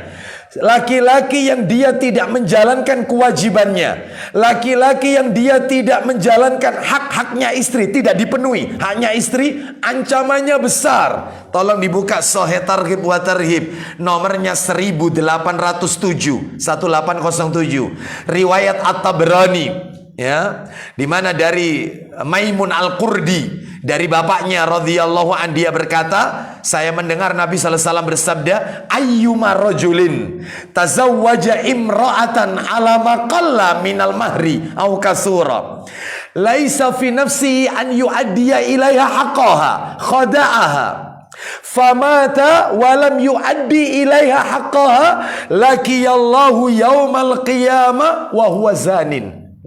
Ancamannya keras. Silakan baca. Dari Maimun Al-Qurdi, dari ayahnya radhiyallahu an, ia berkata, lanjut. Saya telah mendengar Rasulullah SAW bersabda. Silakan. Lelaki mana saja, siapa saja laki-laki yang menikahi seorang perempuan, dia menikahi seorang wanita, terus dengan mahar yang ditunda atau sedikit atau banyak. Baik, dengan mahar yang sedikit, ya, mahar yang sedikit atau maharnya banyak. Tapi yang penting itu kalimat berikutnya. Sedangkan di dalam hatinya tidak ada niat untuk menunaikannya kepada perempuan itu. Maaf, dia menikahi wanita tersebut itu tujuannya, maaf, untuk melampiaskan kebutuhan biologis saja. Tidak lebih dari itu. Dia menikahi wanita tersebut ingin buat main-main anaknya orang. Dia menikahi wanita tersebut, banyak sekali laporan masuk kepada saya, ya, banyak, terutama melalui chat, ya, banyak sekali. Saya telah menikah, ya, 3 tahun, ya, ternyata saya menginginkan sosok imam yang soleh, ternyata saya dizolimi. Bagaimana sikap saya sebagai seorang istri? Yang intinya adalah dia mengatakan, dia bercerita suaminya ini semenjak menikah selama 3 tahun itu dia nggak kerja, nggak mau kerja, bukan nggak kerja, nggak mau kerja, males. Terus kemudian suruh nutupi utang-utangnya. Rupanya menikah itu dia bawa utang banyak, istrinya suruh nutupi utang-utangnya. Selalu kalau diingatkan, ya sudah, kalau kamu tidak apa-apa, ya cerai aja sudah, tidak apa-apa. Selalu begitu. Ya, enak gitu kalau itu ya. Padahal dia sudah punya anak ini. Nah, sedangkan istri berat di anak, kasihan anaknya. Nah, nanti saya tunjukkan kepada ibu-ibu sekalian, kira-kira bagaimana sikap wanita kalau ada seorang suami begini. Ya, baik, Bapak Ibu sekalian rahimani wa rahimakumullah. Kita lanjutkan ya, kita lanjutkan. Silakan ya. Terus dia menipunya, lanjut. Ia menipunya. Bagaimana laki-laki seperti ini nanti di hari kiamat yang tidak menunaikan hak-hak istrinya? Silakan. Kemudian ia mati dan belum memberikan kepada perempuan itu akan haknya. No, dia meninggal sementara dia menelantarkan istrinya. Hak istrinya tidak dipenuhi. Nanti saya tunjukkan hak istri itu apa saja. Dia tidak membahagiakan istrinya. Maka niscaya ia menghadap kepada Allah pada hari kiamat kelak sebagai pezina. dia matinya mati pezina. Dianggap pezina matinya. Dosa besar, bapak-bapak sekalian. Ya, sekarang pertanyaannya, apa sih haknya istri itu? Haknya istri itu ya 3 di dalam Islam yang harus Anda penuhi, bapak-bapak. Haknya istri itu 3. Yang pertama adalah yaitu memberinya makan dan pakaian. Makan dan pakaian. Mana dalilnya? Al-Baqarah ayatnya 233. Wa 'alal mauludi lahu rizquhunna wa kiswatuhunna bil ma'ruf. No, itu Al-Baqarah 233. Ayo baca Pak Didi, langsung di tengah-tengah itu. Dan hendaknya para suami, hendaknya seorang ayah, begitu pula seorang ayah hendaknya memberikan rizki, makan dan pakaian dengan cara. Ayo, ada nggak di tengah-tengah? Dan pakaian. Ya, sebelumnya itu hendaknya seorang ayah atau bapak. Ya. Dan kewajiban ayah memberi makan. No. Dan pakaian No. kepada para ibu. Nah, kepada istrinya makan dan pakaian. Ustadz, yang dimaksud makan dan pakaian ini apa? Ya, sebelum saya sampaikan nanti, sekarang yang nomor 3 dulu. Haknya istri yang nomor 3. Apa haknya istri yang nomor 3? Tempat tinggal. Tempat tinggal. Sehingga istri wajib dia minta tempat tinggal kepada suaminya. Karena apa? Karena dengan rumah-rumah sendiri dia bisa yaitu membina rumah tangganya tanpa ada cawe-cawe, intervensi dari orang tua atau mertua. Dia ingin yaitu di dalam rumah tangga itu bebas membina rumah tangganya sesuai dengan apa ilmu yang sudah dia dapatkan tanpa ada intervensi dari pihak manapun. Itu hanya istri. Cuman ibu-ibu, mohon maaf ini, terutama ibu-ibu, saya minta maaf. Untuk yang nomor 1 dan nomor 2, makan dan pakaian, itu memang wajib. Bahkan kalau ada suami meninggalkan istri bertahun-tahun gak ngasih nafkah, sampai seorang istri berkata, saya ini digantung Ustadz, dicerai enggak, nikah enggak, ini gimana? Saya bertahun-tahun gak dapat nafkah dari suami saya. Ini gimana Ustadz? Boleh enggak saya ngajukan gugatan? Ini seperti ini. Bagaimana ini? Maka kalau suami itu dia menemui istrinya, itu dianggap utang itu. Suami tidak ngasih makan, nggak ngasih rezeki dan tidak memberikan pakaian, itu dianggap utang. Wajib itu soalnya. Untuk yang nomor 3, untuk tempat tinggal itu tidak wajib. Enggak, tapi itu termasuk hanya istri. Dia wajib meminta, boleh meminta. Aku kepingin rumah-rumah sendiri bang. Meskipun itu rumah itu sederhana, enggak besar-besar, enggak apa-apa. Meskipun kos-kosan, enggak apa-apa. Tapi aku kepingin hidup sendiri bersama kamu dan anak-anakku. Enggak ada orang lain pun yang ikut intervensi dari rumah tangga kita. Enggak apa-apa. Boleh, tapi sesuai kemampuan suami. Kalau misalnya suami tidak mampu untuk membelikan rumah atau menempatkan tempat tinggal, mungkin pertimbangannya banyak. Aku itu ibuku sendirian. Lah kalau tak tinggal rumah-rumah sendiri, kasihan ibuku. Aku anak laki. Anak laki itu harus baktinya abadi sama orang tuanya. Mbok kamu yang sabar, kamu sama orang tuaku dulu. Nah, seperti itu. Ya, nggak usah ditambahi. Sampai nanti orang tuaku kalau meninggal, nggak usah. Ini kan arep-arep ini namanya, nggak usah gitu loh ya. Itu, tolong jaga, tolong rawatan, anggapan itu ibumu dewe. Misalnya, ya istri harus nurut lah. Seperti itu ya, sesuai kemampuan karena pertimbangan ya, karena pertimbangan. Tapi kalau ibunya merasa bahwasanya nggak apa-apa, saya biasa hidup sendiri, kamu rumah-rumah sendiri, ya tetap itu haknya istri, harus di rumah-rumahkan sendiri. Ya, tapi seorang laki-laki dia tetap harus peduli, loyal kepada orang tuanya, menempatkan yang terbaik. Baik, jadi mana itu dalilnya Ustadz? Memberikan tempat tinggal itu, dan tempat tinggal itu sesuai kemampuan suami. Itu di mana itu dalilnya? Dalilnya surat nomor 65. Ayo dibuka surat 65 At-Tolak ayat 6. Surat 65 ayat 6. Nah ini dalilnya Bu, saya kasih dalil Bu. Seorang suami itu nggak harus ngasih tempat tinggal sama istrinya. Jadi tempat tinggal itu haknya istri. Ayat 6, ayat 6. Nah, tapi sesuai kemampuan nanti ayat 7-nya. Ayat 6 dulu kita baca. Ayat 6. Allah berfirman, "Askinuhunna min haitsu sakantum min wujdikum wala tudharruhunna litudayyiqu alaihinna." Silakan baca. Tempatkanlah mereka, yaitu para istri, di mana kamu bertempat tinggal menurut kemampuanmu. Terus. Dan janganlah kamu menyusahkan mereka Dan untuk menyempitkan hati mereka. seperti itu ya. Sekarang kita lihat yang ayat 7-nya. Ayat 7-nya kita lihat. Jadi itu kan hak tempat tinggal. Ayat 7-nya sekarang. Liyunfiq du sa'atim min sa'ati wa man qudira alaihi rizquhu falyunfiq mimma atahullah. Silakan. Hendaklah orang yang mampu memberi nafkah menurut kemampuannya.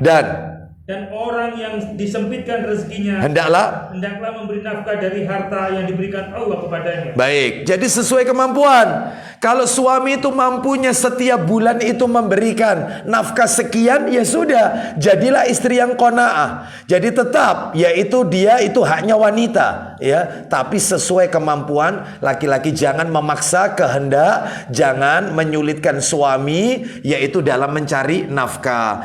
Bapak Ibu sekalian, terutama ibu-ibu sekalian, ada seorang wanita bertanya, "Ustadz, tadi dikatakan memberi makan dan pakaian. Yang dimaksud makan dan pakaian itu apa? Yang penting dikasih makan sehari 3 kali. Apakah begitu terus dikasih pakaian? Sudah itu, tugasnya selesai." Enggak. Katanya para ulama, satu, masalah makanan. Semua hal yang ada kaitannya dengan makanan itu harus dicukupi oleh suami. Apa itu bahasa pojok kampungnya? Dipepei. Semua yang arahnya ke makanan. Contoh, semua yang arahnya ke makanan. Meja makannya. Terus apa lagi? Ya, rice cooker perlu enggak Bu? Rice cooker. Oh iya, itu kan ada kaitannya sama makanan. Rice cooker ya dipepei. Kulkas, almari es perlu enggak Bu? Ayo mumpung sekarang, sebutkan Bu. Mumpung ini tak kasih kesempatan. Apa Bu? Ayo, almari esnya. Lemari makan, kitchen set perlu enggak Bu? Kitchen set. Oh perlu kitchen set Pak. Piring-piring, mangkok, sendok, garpu semua perlu enggak? Ya perlu. Sudah. Terus kemudian apa? Bumbu-bumbu. Oh semuanya. Semua yang arahnya ke makanan. Semuanya dipopai semua. Oh itu. Terus yang kedua pakaian. Semua hal yang arahnya ke pakaian. Contohnya apa? Ayo Bu sebutkan. Mesin cuci, betul ya. Terus setrika. Terus almari nggak? Almari betul nggak? Almari. Oh iyalah, almari pakaian ya. Terus kemudian yang kaitannya dengan berhias pakaian, termasuk dandannya.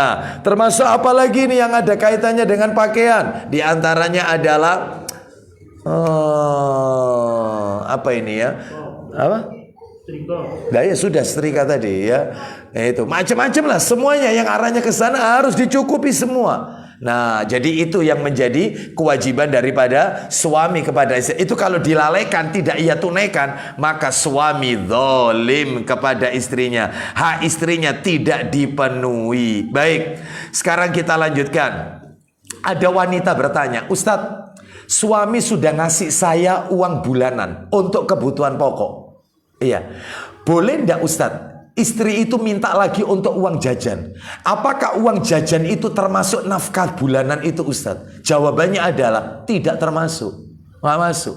Ulama sepakat, nafkah itu adalah untuk kebutuhan pokok sehari-harinya, untuk bayar ini, untuk makan, untuk ini, untuk ini. Itu kebutuhan rutin itu sudah. Adapun istri kan juga butuh pegang uang. Dia kan kepingin jajan, itu nggak masuk. Jadi kalau ada seorang suami iki ya tak kei iki sak anu lho, sak jajananmu bisa lho ya, anduk ta apa, wis iki semua. Iya, ini beda lagi mestinya ya. Lah terus itu berapa nilainya? Lah itu disesuaikan dengan uruf, dengan kebiasaan masyarakat. Di masyarakat itu misalnya tiap hari untuk belanja, misalnya lo ini ya, misalnya 100.000, ya sudah sehari 100.000 itu untuk kebutuhan pokok. Adapun uang jajan beda lagi. Tetapi hal ini tentunya disesuaikan dengan kemampuan suami, itu ya. Baik, jadi uang jajan tidak termasuk uang nafkah, nggak masuk ini, nggak masuk. Itu beda sendiri itu ya. Baik, kita lanjutkan sekarang, yaitu yang nomor 2. Yang nomor 2, ya. Sebelum masuk nomor 2, mungkin ada yang bertanya ibu-ibu, Ustadz boleh nggak? Yaitu ngambil uang suaminya tanpa seizin suaminya. Jawabannya gimana Pak? Bapak-bapak aja yang menjawab. Boleh apa enggak? Enggak boleh. Istri mengambil uang suami tanpa seizin suami. Boleh. Boleh ya.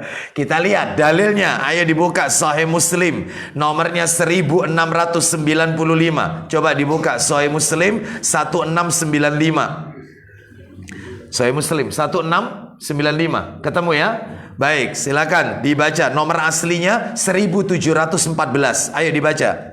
Dari Aisyah radhiyallahu anha. Ya. Katanya Hindun binti Utbah. Hindun binti Utbah. Terus. Istri Abu Sofyan. Bapak Ibu tahu siapa Hindun binti Utbah?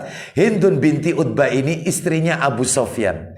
Hindun ini dulu dalam sejarah adalah yang membunuh Hamzah, pamannya Nabi ketika perang Uhud. Yang jantungnya Hamzah dimakan oleh Hindun. Kenapa sedemikian kejamnya Hindun ini? Karena paman-pamannya Hindun pada saat perang, yaitu Badar, yaitu tewas di tangan Rasul Sallallahu Alaihi Wasallam dan para sahabatnya.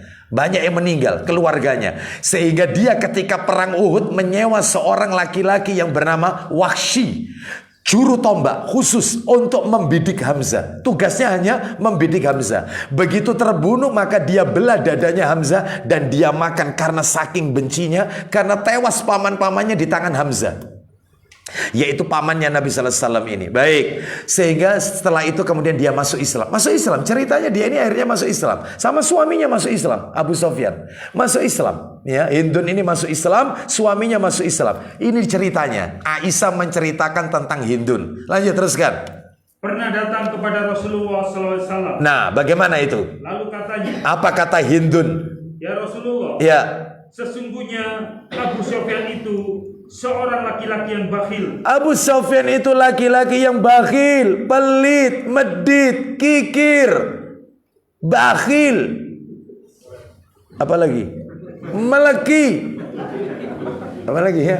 Diperes gak keluar airnya sudah. Allahu Akbar. Ya, sudah nggak ada sisa dikit, sudah nggak ada. Bakhil. Ya. Wong kalau ngasih belanja sama istri misalnya nih ya, kau hari ini belanja berapa biasanya? Ya kalau nggak macam-macam masakannya biasa, insya Allah 60.000, 70.000 cukup.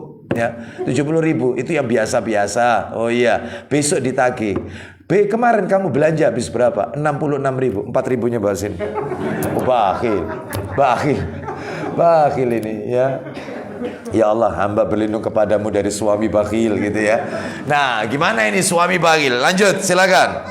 Dia tidak pernah memberiku nafkah yang mencukupi bagi keperluanku. Nah, dia tidak ngasih nafkah yang cukup untuk kebutuhan pokok. Ya primer, bukan sekunder. Yang pokok untuk makan dia dan anak-anaknya nggak cukup.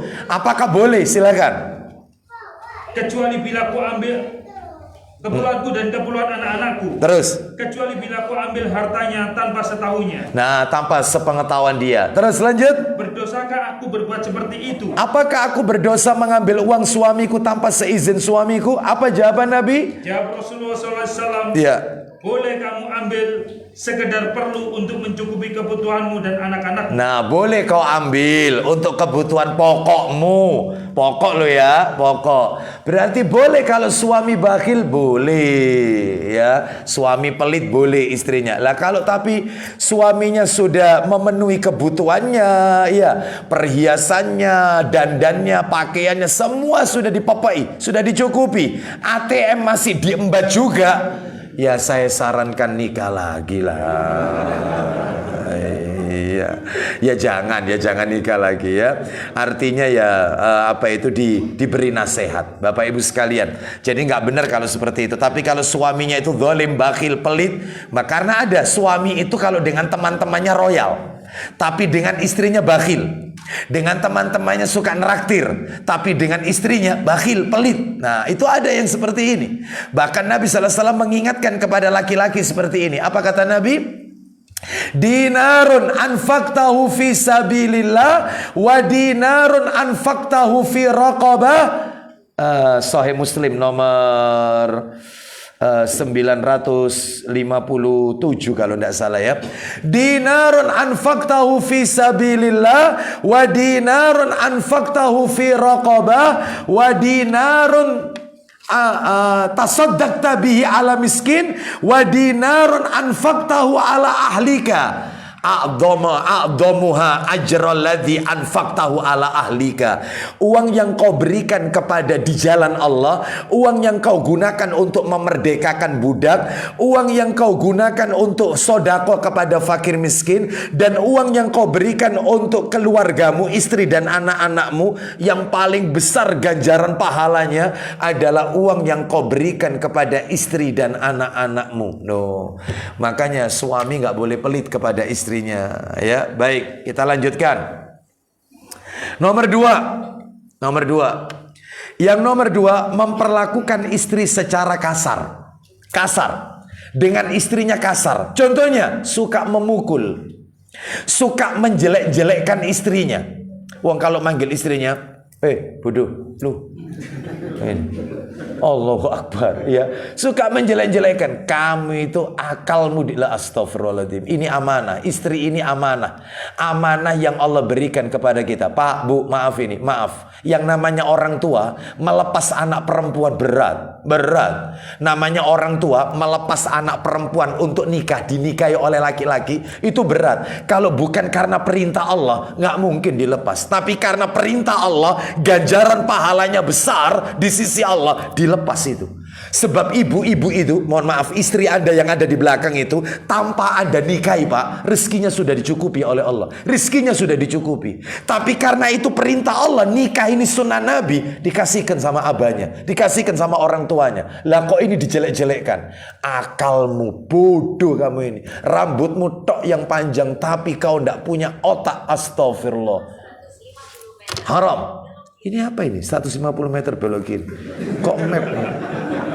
Ya, jangan-jangan rumah janda itu. Ini ngaco ini ya.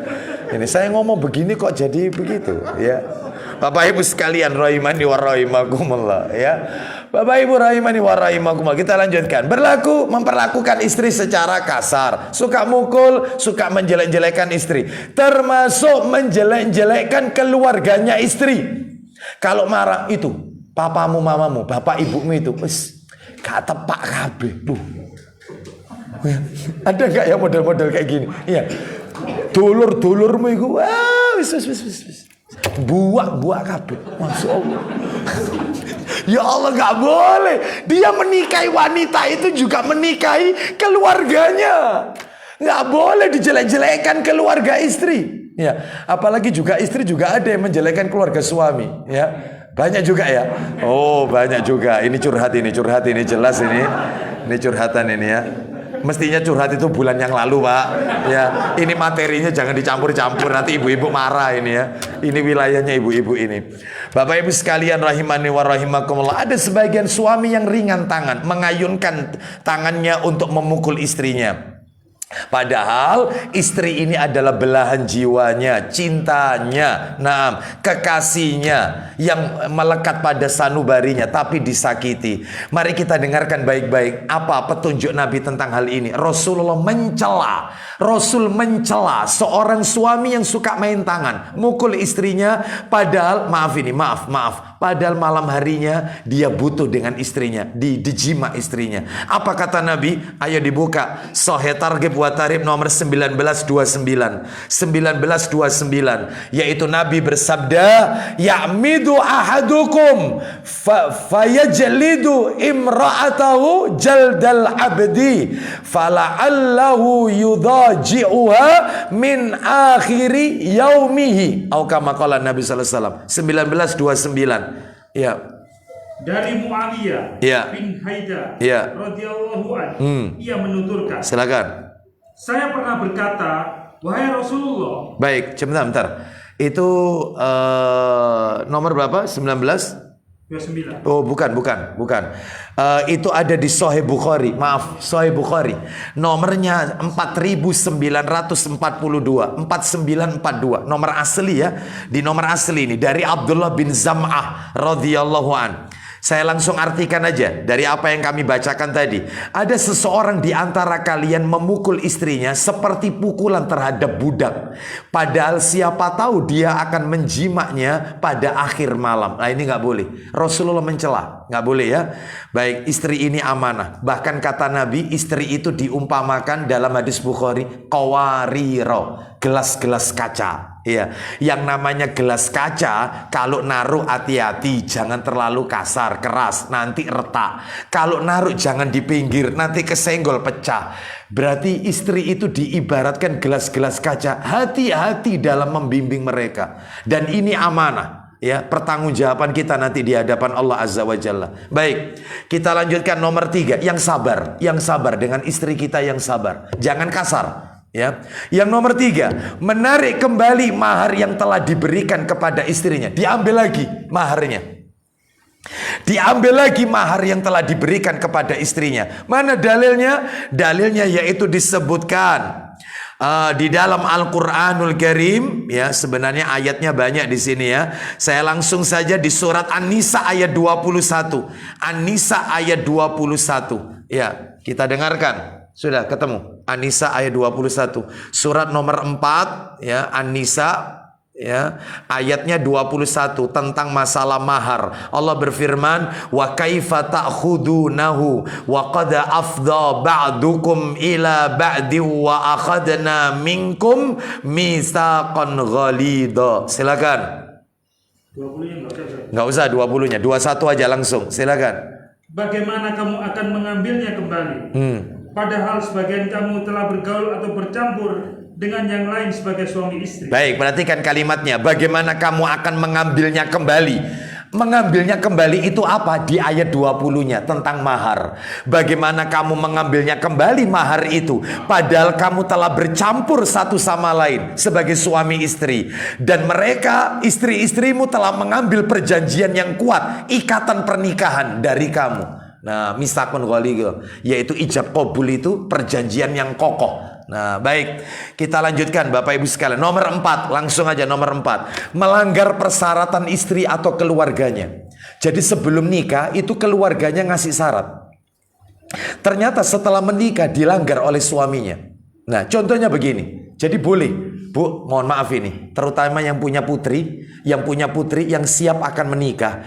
Tolong, yang seperti ini diajarkan oleh agama kita, disyariatkan. Misalnya begini, keluarga calon istri, keluarga mempelai wanita memberikan syarat kepada calon suami.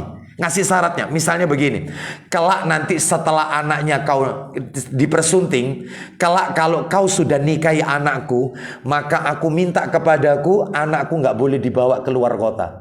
Kalau bisa tetap di dalam kota. Aku kepingin terus lihat anakku. Nah, ini ngasih syarat.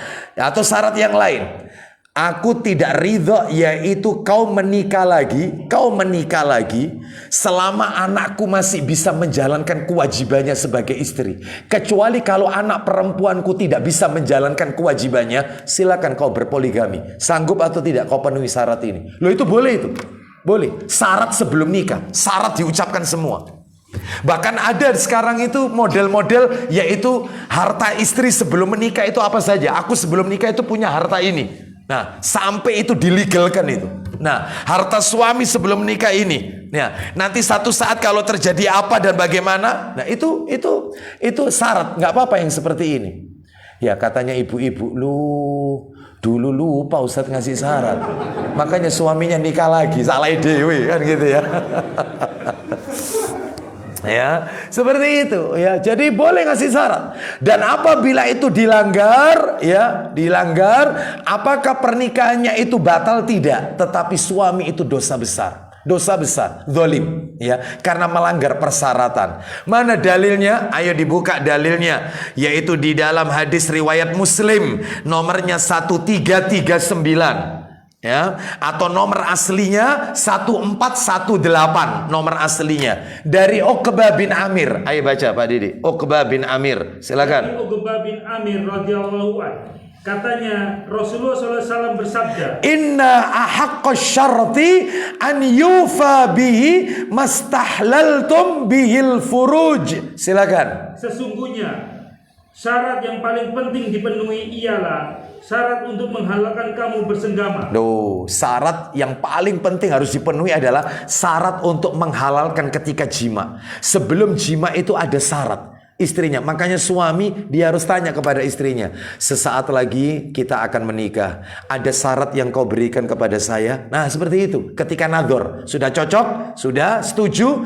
Nah ketika khitbah lamaran, apa syarat yang kau berikan? Nggak ada, selesai. Kalau nggak ada, ya seperti itu. Baik, itu boleh dilakukan sebelum menikah. Nomor 5, maaf ini, maaf, harus mau ndak mau harus saya sampaikan karena ini ilmu dan saya tetap memakai bahasa syar'i ya, karena di sini ada anak kecil. Yang nomor 5 ini adalah salah satu ciri suami zalim adalah terburu-buru ketika jima.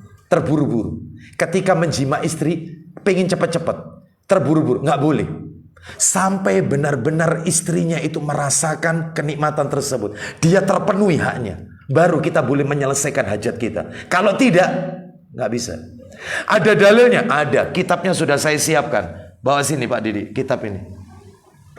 Disebutkan di dalam kitab, nah ini ya. Nah, di dalam kitab yang ditulis yaitu oleh Syekh Abu Hafiz Usama bin Kamal bin Abdir Razzaq hafizahullah taala. Kitab ini adalah kitab Arab ya, yang berjudul, kitab aslinya Isyratun Nisa minal alif ilal ya. Apa judulnya? Ya, Isyratun Nisa minal alif ilal ya. Huruf pertama hijaiyah itu apa? Alif. Huruf terakhirnya apa? Ya. Ternyata diterjemahkan dalam bahasa Indonesia, judulnya menjadi ini: Panduan Lengkap Nikah dari A sampai Z. Nah, kalau Arabnya kan alif sampai ya. Kalau abjad itu kan A sampai Z. Nah ini ada di sini. Kita dengarkan ya, biar yang baca Pak Didik saja. Nah silakan Pak Didik, yang sudah saya kasih tanda. Ya, itu dibaca saja apa adanya ya. Yang sudah saya kasih tanda kurung pembuka sampai kurung penutup. Silakan dibaca. Terburu-buru ketika jima. Silakan baca. Halamannya berapa? Halaman 268. Halaman 268. Ya, langsung baca. Ibnu Qudamah rahimahullah berkata, apa kata Ibnu Qudamah rahimahullah? Dianjurkan mencumbui istrinya sebelum bersetubuh untuk membangkitkan syahwatnya. Terus, sehingga dia mendapatkan kenikmatan persetubuhan seperti yang diperoleh oleh suami. Lanjut. Diriwayatkan dari Umar bin Abdul Aziz. Terus, bahwa dia mengatakan, ya, jangan mencampurinya kecuali setelah syahwatnya datang kepadanya. Lanjut. Seperti yang datang kepadamu, agar engkau tidak mendaluinya dengan orgasme. Terus. Hingga sampai perkataannya, ya, engkau mencium dan mencumbuinya. Terus. Jika engkau melihat bahwa syahwatnya telah datang seperti yang datang kepadamu, maka campurilah. Terus. Jika suami telah orgasme terlebih dahulu, maka dimakruhkan mencabut kemaluannya hingga istrinya mengalami orgasme. Sampai seperti itu. Rinci betul. Disebutkan oleh para alim ulama. Nggak boleh terburu-buru. Intinya itu. Ya, tambah horor nanti ya. Tambah horor ya. Baik, intinya jangan terburu-buru, nggak boleh ya. Kan ada sebagian mungkin suami yang dia yaitu terburu-buru, ya ingin cepat-cepat selesai tanpa mempedulikan istrinya. Maka ini adalah salah satu bentuk suami yang zalim, menempatkan sesuatu tidak pada tempatnya. Nomor 6, menjima istri, tidak pada tempatnya. Menjima istri tidak pada tempatnya. Nah, dan Bapak Ibu tahulah maksud saya itu di mana, artinya maksudnya apa, tahulah. Menjima istri tidak pada tempat yang disyariatkan. Silakan mendatangi istri dari arah manapun asalkan di tempat yang pada disyariatkan. Nah, mana dalilnya? Dalilnya adalah disebutkan, silakan dibuka Sahih Targhib wa Tarhib nomornya 2424 2424 riwayat Tirmidzi, An-Nasai dan Ibnu Hibban dari sahabat Ibnu Abbas radhiyallahu anhuma 2424. Silakan.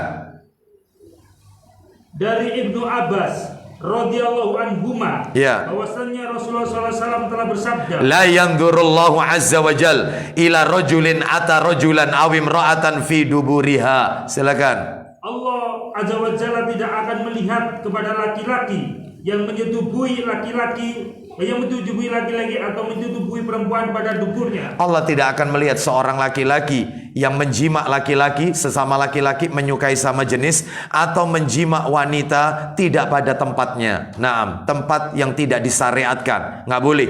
Coba dia baca lagi 2422, mundur 2 nomor, 2422 dari Ibnu Abbas juga. Silakan baca. Dari Ibnu Abbas radhiyallahu anhuma, ia menuturkan, Ya. Rasulullah SAW telah bersabda, Isinya, barang siapa yang kalian jumpai sedang melakukan perbuatan kaum Nabi Lut, nah, siapa saja yang melihat perbuatan kaumnya Nabi Lut menyukai sesama jenis, terus, maka bunuhlah pelaku dan objeknya. nah, seperti itu ya. Terus 2429, lanjut.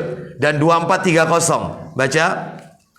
2429 dan 2430. Dari Uqbah bin Amir radhiyallahu an, ia menuturkan, Iya. Rasulullah SAW telah bersabda, Isinya, Allah melaknat orang-orang yang menggauli istri pada duburnya. terus Allah melaknat, ya, berarti dosa besar ini, nggak boleh. Terus 2430 terakhir Abu Hurairah radhiyallahu an. Silakan. Dari Abu Hurairah radhiyallahu an, ia menuturkan, Silakan. Rasulullah SAW telah bersabda, Iya. barang siapa yang menyetubui perempuan pada duburnya, maka sungguh ia telah kafir. Maka dia telah kafir, kata Nabi sallallahu alaihi wasallam, ya, disebutkan itu. Baik, jadi nggak boleh nih, haram hukumnya, haram. Kita lanjutkan sekarang yang ketujuh, menjima istri pada saat haid. Nggak boleh menjima istri pada saat haid. Dalilnya Al-Baqarah ayat 222. Al-Baqarah ayat 222. Nanti bisa dibaca sendiri. Al-Baqarah 222. Saya tambahkan lagi dalil dalam kitab Sahih Targhib wa Tarhib nomornya 2433. Ayo.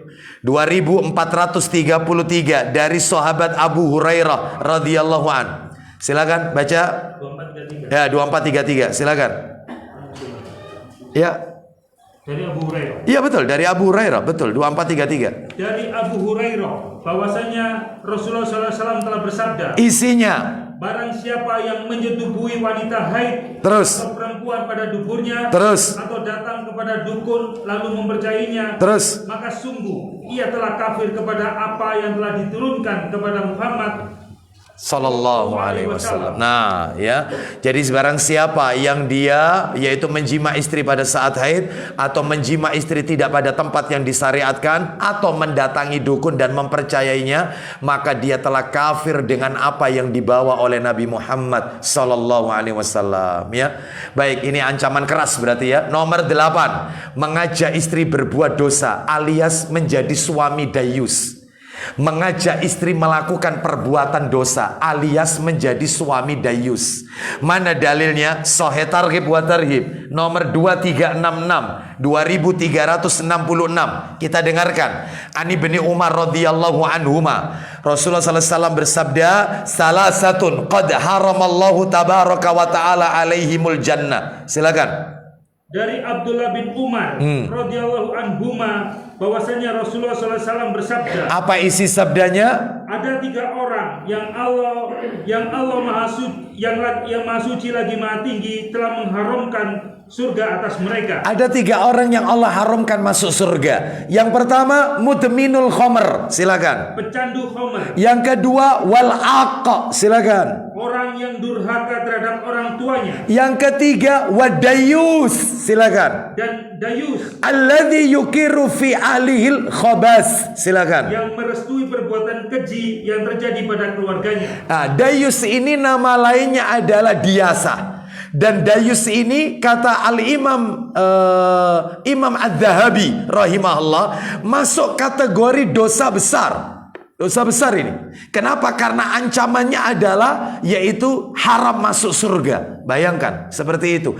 Contohnya dayus ini apa? Dayus ini hilangnya rasa cemburu, tidak ada sedikit pun kebencian ketika melihat kekejian yang terjadi pada keluarganya. Contoh banyak contohnya dayus, suami dayus, laki-laki dayus. Yang pertama, membiarkan istri dan anak perempuannya keluar rumah tanpa memakai pakaian yang syar'i. No. Yang kedua, membiarkan istri dan anak perempuannya menemui orang laki-laki yang bukan mahramnya. Loh. Yang ketiga, membiarkan istri dan anak perempuannya keluar rumah tanpa alasan yang dibenarkan oleh syariat. No. Membiarkan istri dan anak perempuannya bercanda dengan laki-laki yang bukan mahramnya, baik secara langsung ataupun di media sosial. Loh. Terus membiarkan istri dan anak perempuannya naik kendaraan bersama dengan laki-laki yang bukan mahramnya. Dibiarkan. Membiarkan istri dan anak perempuannya berdandan di depan laki-laki yang bukan mahramnya, tampil cantik di depan laki-laki bukan mahram. Dibiarkan. Membiarkan istri dan anak perempuannya keluar rumah memakai parfum, minyak wangi. Dibiarkan. Taklim keluar pakai minyak wangi. Dibiarkan. Nggak boleh. Dayus ini. Terus membiarkan istri dan anak perempuannya bermain tiktokan. Masuk ini. Ada nggak suami yang meridhoi masalah ini? Bahkan dia tambah senang kalau istrinya itu dapat begini, jempol. No, bayangkan. Ya, maka yang kayak seperti ini dayus, suami yang tidak punya kecemburuan kepada keluarganya. Bapak Ibu tahu, yang namanya penduduk surga itu, adalah kata Allah dalam Al-Quran sebelum ayatnya tak tunjukkan, yaitu mereka-mereka yang ketika di dunia punya kekhawatiran, ketakutan akan keluarganya.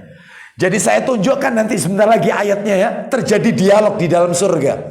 Mereka saling bertanya, apa yang menyebabkan kalian masuk surga? Ini yang tanya juga penduduk surga.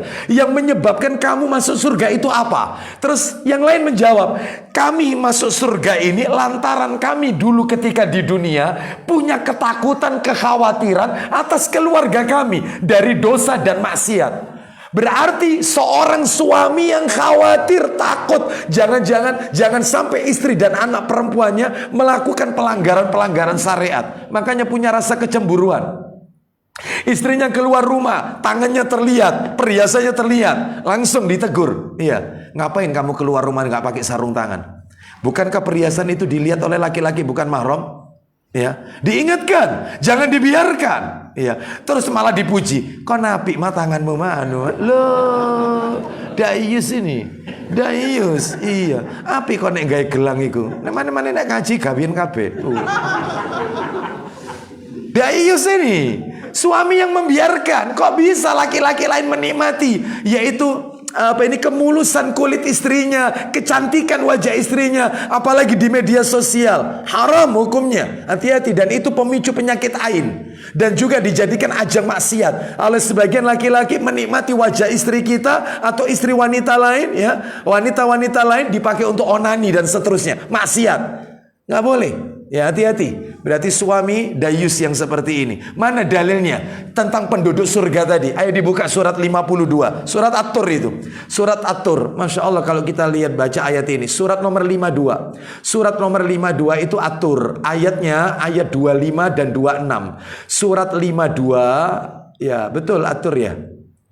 Ya, At-Tur. Ayatnya 25 dan 26. Wa aqbala ba'dhum ala ba'di yatasaalun.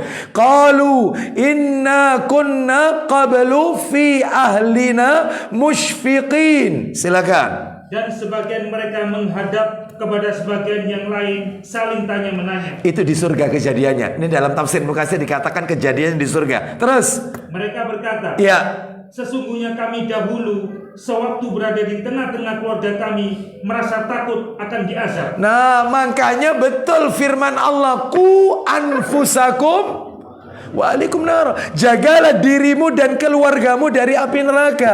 Tugas suami itu bukan menjadi mesin ATM, bukan. Tugas suami itu bukan ngasih uang saja, tapi tugas terberat seorang suami itu adalah membawa istri dan anak-anaknya serta keluarganya sampai ke surga Allah Azza wa Jalla. Yang namanya rumah tangga itu bukan sampai mati. Cinta itu bukan sampai mati. Nggak ada cinta sampai mati. Cinta itu ya nanti setelah mati ada kehidupan lagi, akhirat, ya sampai jannah. Ya, cinta itu ilal jannah, rumah tangga itu ilal jannah. Makanya disebutkan dalam Al-Quran, ada di surga Adenin itu mulai dari bapaknya, ibunya, suami, anak, pasangannya semua, anak cucunya itu kumpul bareng di surga. Coba buka surat 13 Ar-Ra'du, surat 13 Ar-Ra'du, surat 13 ayatnya 23. Ayo kita lihat. Target kita itu ini bapak-bapak. Ya, jadi bukan jadi mesin ATM yang penting tak kasih nafkah. Oh bukan. Ya bukan. Lah kalau tugasnya cuma ngasih nafkah, ayam bisa ngasih makan anak-anaknya. Ayam itu bisa, binatang bisa. Tugas seorang suami bukan ngasih makan tok, tetapi menyelamatkan keluarganya dari neraka. Surat 13 ayatnya 23. Ar-Ra'du ayatnya 23. Ar-Ra'du ayatnya 23. Allah Subhanahu wa taala berfirman, ya betul ya, ayat 23 ya. Allah berfirman, jannatu adni yadkhulunaha wa man salaha min abaihim wa azwajihim wa dzurriyyatihim wal malaikatu yadkhuluna alaihim min kulli bab. Silakan. Iya, itu surga Aden. Ya. Yang mereka masuk dalamnya bersama-sama dengan orang-orang yang solih. Dari bapak-bapaknya. Loh, bapak-bapaknya. Ya, terus. Istri-istrinya. Loh, pasangan-pasangannya termasuk suaminya ya. Yang benar itu pasangan-pasangannya. Terus? Dan anak cucunya. Loh, anak keturunannya masuk semua di surga. Reuni bareng. Ya, bersama keluarga di surga. Reuni bareng di surga. Ketemu semua keluarganya. Lanjut teruskan. Sedang malaikat-malaikat masuk ke tempat-tempat mereka dari semua pintu. Apa kita nggak kepingin seperti ini? Di dunia kumpul bareng, di akhirat tetap di surga Allah kumpul bareng. Lah syaratnya, ayo kita harus bertakwa kepada Allah. Tentunya ditambah lagi punya kecemburuan dan kekhawatiran akan keluarga kita dari azab api neraka. Selamatkan. Ya, keluar rumah anak perempuannya ditemui laki-laki, temannya, teman sekolahnya. Siapa itu di luar? Siapa itu di luar? Ngapain di luar? Dia tanya begini, ya, suruh masuk, biar biar Abi yang nemuin. Apa maunya dia? Suruh masuk, dia kamu di dalam. Ada apa mas? Perlu apa? Saya mau pinjam ini. Mana bukunya? Kasihkan. Gitu, seperti itu. Sekolah juga begitu. Kalau bisa kita antarkan anak perempuan ini, selamatkan. Ya, jangan sampai yaitu kemudian dia melakukan pelanggaran-pelanggaran syariat, tentunya orang tuanya akan terkena imbasnya. Nomor 9, membebani istri dengan bekerja di luar kemampuannya. Membebani istri dengan bekerja di luar kemampuannya. Ini nggak boleh, zalim ya. Zalim ini, sikap zalim ya. Banyak sekali contohnya Bapak Ibu sekalian ya. Mohon maaf karena memang waktunya saya sebutkan satu persatu aja dulu. Nanti dalilnya materi ini filenya akan kami kirim ke Mas Guru ya, ke Mas Guru atau Mas Yudan. Nah, nggak kelihatan ini Mas Yudan ya. Nanti akan kami kirimkan, tolong mintanya ke Mas Guru atau Mas Yudan ya. Nanti akan kami kirimkan, atau yang tahu nggak Pak Didik nanti saya kirimkan filenya ke Pak Didik. Nomor 10, tidak adil terhadap istri-istrinya. Ini kalau istrinya lebih dari satu, poligami tapi dia tidak adil. Adil di sini adalah bukan masalah, yaitu adil di sini adalah yaitu yang dituntut adil adalah waktu kunjung, nafkah, lahir itu harus adil. Tetapi rasa cinta nggak bisa adil. Tetap manusia nggak bisa. Nabi saja dikomplain oleh istri-istrinya, kan ada dalilnya. Semua istri Nabi kumpul lalu berkata kepada Nabi, engkau lebih mencintai Aisyah daripada kami. Rasul dikatakan oleh istri-istrinya, engkau lebih mencintai Aisyah daripada kami. Ya, urusan cinta nggak bisa, pasti berat sebelah. Namanya saja cinta. Istri pertama umur 50 tahun, istri kedua umur 30 tahun. Ternyata dia lebih cinta sama yang 50 tahun. Ya perlu dibawa ke psikiater. Perlu, pasti hang ini sudah. Pasti dia jatuh yang lebih muda. Cinta tidak bisa adil cinta. Yang dituntut adil itu adalah nafkah, masalah tempat tinggal, jadwal kunjung. Ya, ini harus adil. Tapi cinta, perasaan nggak bisa. Rasul aja dituntut kok. Ya, bertengkar. Aisyah dengan Zainab dalam Sahih Muslim bertengkar hebat. Bayangkan. Kita lanjutkan ya, jadi nggak bisa ini. Yang dituntut itu adalah, maka kalau tidak adil, jangan coba-coba untuk poligami ya. Baik, kita lanjutkan. Karena poligami itu hukumnya adalah tidak wajib. Artinya, kalau kita memang butuh untuk itu, silakan. Kalau tidak, ngapain? Satu istri sudah cukup buat kita. Setuju bapak-bapak ya? Setuju. Baik, setuju. Ya, satu istri, ya. Satu istri tapi puluhan wanita simpanan. Nah, ini repot ya. Ya, ini nggak boleh ya. Nomor 11, menuduh istri berzina tanpa bukti yang sah. Menuduh istri berzina. Ya, nanti istrinya keluar gitu ya belanja. Lah gimana lagi? Namanya tukang melijo itu kadang-kadang ya nggak perempuan, laki-laki juga itu. Padahal istri ini sudah menjaga diri. Dia itu cuman tanya itu, ada apa bang? Itu ini ada nggak? Ini ada nggak? Oh nggak ada. Ya sudah, yang ini aja bang. Itu dilihat oleh suaminya. Kata suaminya, lapo suwi-suwi. Kon seneng ya ambek wong iku. Loh. ini ndak waras ini. Ya. Ini ya. Kamu seneng ya ambek iku? Ya. Dan seterusnya. Nggak usah menuduh zina. Ya, menuduh zina nggak boleh. Kamu taklim kemarin sama siapa? Ya, Abu Aslam. Hari ini Abu Aslam. Besok Abu Aslam. Melo ambek Abu Aslam. Ya. Itu.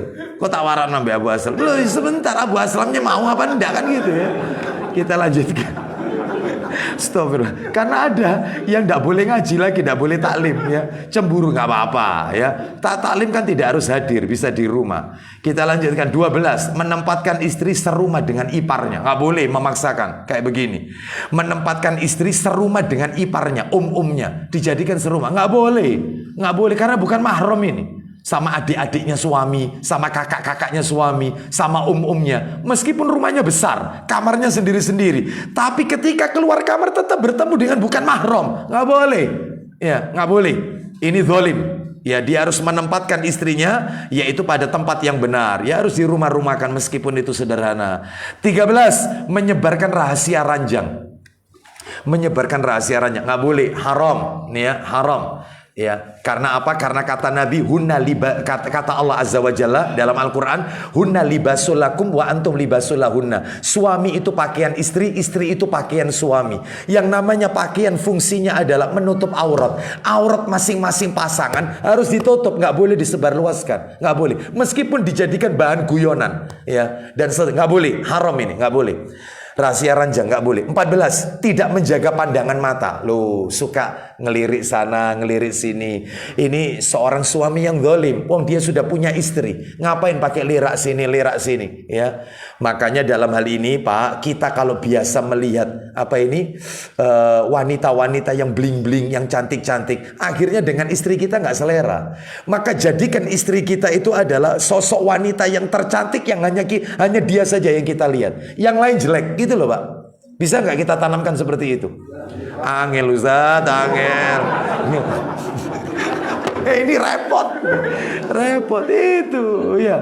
Makanya jaga pandangan mata. Qul mu'minina yaghuddu min absarihim. Al-An-Nur ayat 30. Ayat 31-nya An-Nur, wa qul mu'minati yaghuddna min absarihinna. Katakan kepada laki-laki yang beriman, hendaknya mereka menundukkan pandangan matanya, dan katakan kepada wanita yang beriman, hendaknya mereka menundukkan pandangan matanya. 15. Berjabatan tangan dengan wanita yang bukan mahramnya. Jadi mudah berjabatan tangan ya. Makanya tolong acara-acara seperti reuni atau apa ya, ini kan bukan mahram, campur jadi satu ikhtilat. Jangan nggak usah diikuti acara seperti ini ya. Jadi berjabatan tangan, apalagi bukan berjabatan tangan ditambah apa itu cipika. Nah, ini nggak boleh, haram ya, haram, nggak boleh. Bahkan itu dalilnya adalah ditusuknya jarum besi ke kepala seseorang itu jauh lebih baik daripada dia menyentuh tangan wanita yang tidak halal untuknya. Haram hukumnya. 16. Selalu mengingat kesalahan istri dan suka melupakan kebaikannya istri. Istri ini sudah susah payah, Pak. Maaf ini Pak, jujur. Kita harus jujur, pekerjaan suami dengan pekerjaan istri, lebih banyak pekerjaan istri. Mulai pagi sampai ketemu malam, itu nggak berhenti. Mana ngurusi anak, mana melayani kita, mana masak, mana ngurusi, yaitu pendidikan anak, mana nemani anak daring, atau macam nganterkan anak. Banyak tugasnya. Itu kalau diserahkan ke kita nggak sanggup dah, nggak sanggup kita. Belum cuci-cuci, banyak. Maka kalau kebaikan istri dilupakan oleh suaminya, maka ini adalah suami yang zalim ya. Jadi ingat kebaikan istri, lupakan kesalahannya. Wajar, yang namanya manusia itu tidak ada yang sempurna, tak ada gading yang sempurna ya. Baik, jadi tolong diperhatikan masalah ini. Ingat kebaikan istri. Lihat apa kata Allah Azza wa Jalla. Ayo dibuka surat An-Nisa. Surat An-Nisa, surat nomor 4. Ayatnya yaitu ayat yang ke-19. Ayat 19. Ya, kita lihat ini. Terakhir ayat-ayat terakhir Pak Didi. Fa in karihtumuhunna fa'asa an taqrahu syai'an wa yaj'alallahu fihi khairan katsira. Ayo dibaca yang terakhir. Dan mulai dari jika kamu tidak menyukai mereka, dari situ kalimat itu. Kemudian bila kamu tidak menyukai mereka. Nah, kalau kau sudah benci sama istrimu, gak suka karena perangai istrimu, apakah dikembalikan ke orang tuanya? Enggak. Suami yang baik itu, lanjut Pak Didi. Maka bersabarlah. Loh, suruh sabar. Kalau ada sikap suami atau sikap istri, maka sabar dalam rumah tangga. Berapapun tahunnya dalam berumah tangga, sampai pernikahan emas, 50 tahun katanya pernikahan emas, tetap yang namanya rumah tangga itu belajar. Terus belajar. Karena apa? Karena sering terjadi gesekan ya. Maka terus ini ya, belajar dan sabar. Nah, maka yang seperti ini akan awet rumah tangganya. Tapi kalau tidak punya sifat sabar, maka tidak akan awet ya. Baik, terus lanjut. Karena mungkin kamu tidak menyukai sesuatu. Bisa jadi kau tidak suka karena perbuatan istrimu, maka padahal Allah menjadikan padanya kebaikan yang banyak. Allah jadikan kebaikan yang banyak pada istrimu tersebut. Ingat kebaikannya. Lanjut sekarang yang ke waduh ya, bercanda, tertawa, terbaba. Tapi istrinya galak. Wong kalau nerima telepon, awalnya dia bercanda sama teman-temannya, guyon ya. Begitu istrinya yang telepon, diangkat. Halo. Iya, mari. Iya. Salam. Kasar ya. Itu mestinya disambut dengan baik. Assalamualaikum. Ya Allah, yang tak rindukan telepon. Masya Allah ya. Pernah ngomong kayak begitu sama istri? Antum? Jarang. La haula wala quwata illa. Tobat. Ya Allah. Iya. Ya, ini ya. Seperti itu. Kadang-kadang telepon itu, kadang-kadang kon bala-bala telepon iki lapo? Ya. Telepon. Masya Allah. Namanya istri minta diperhatikan, bapak-bapak. Iya. Allahu Akbar ya. Baik. Kadang-kadang bercanda itu perlu. Ya. Misalnya dia pas lagi sedih, ya. Namanya istri pastilah, yaitu mungkin capek atau apa ya, atau ada masalah sedih. Dekati dia, sampaikan kepada dia, kau adalah wanita yang kedua yang aku cintai. Pasti dia tanya, loh, lah kok kedua? Lah yang pertama siapa? Jawab, wanita yang pertama adalah ketika engkau tersenyum. Nah, luluh hatinya. Anda minta apa dikasih sama dia? Ya Allah. Boleh. Jadi apa kata Nabi sallallahu alaihi wasallam? Nabi mengatakan, nih perhatikan sabdanya Nabi dalam silsilah hadis sahih ya, silsilah hadis sahih ini. Nabi sallallahu alaihi wasallam mengatakan, kullu syai'in laisa min dzikrillahi azza wajal fa huwa lahwun wa lahwun aw sahwun. Semua perbuatan yang dilakukan bukan untuk mengingat Allah, bukan untuk zikir, itu adalah sia-sia, permainan dan menimbulkan kelalaian, kecuali 4 perkara. Illa arba'a khisalin. Kecuali 4 perkara yang kalau kita lakukan full seharian, kita tidak dianggap melakukan perbuatan sia-sia.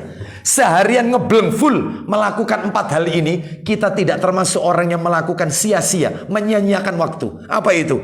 Saya sebutkan nomor 1 sampai nomor 3 cabang olahraga yang Nabi katakan. Nomor 1 adalah melakukan, yaitu memanah.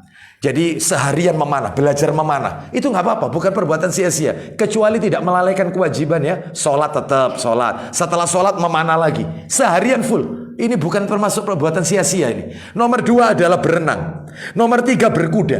Yang nomor 4 adalah kata Nabi, wa mula abatuha ahlahu, yaitu bercanda dengan istri. Bercanda, guyonan dengan istri. Mulai pagi, subuh sampai malam, idik-idikan, nggak apa-apa.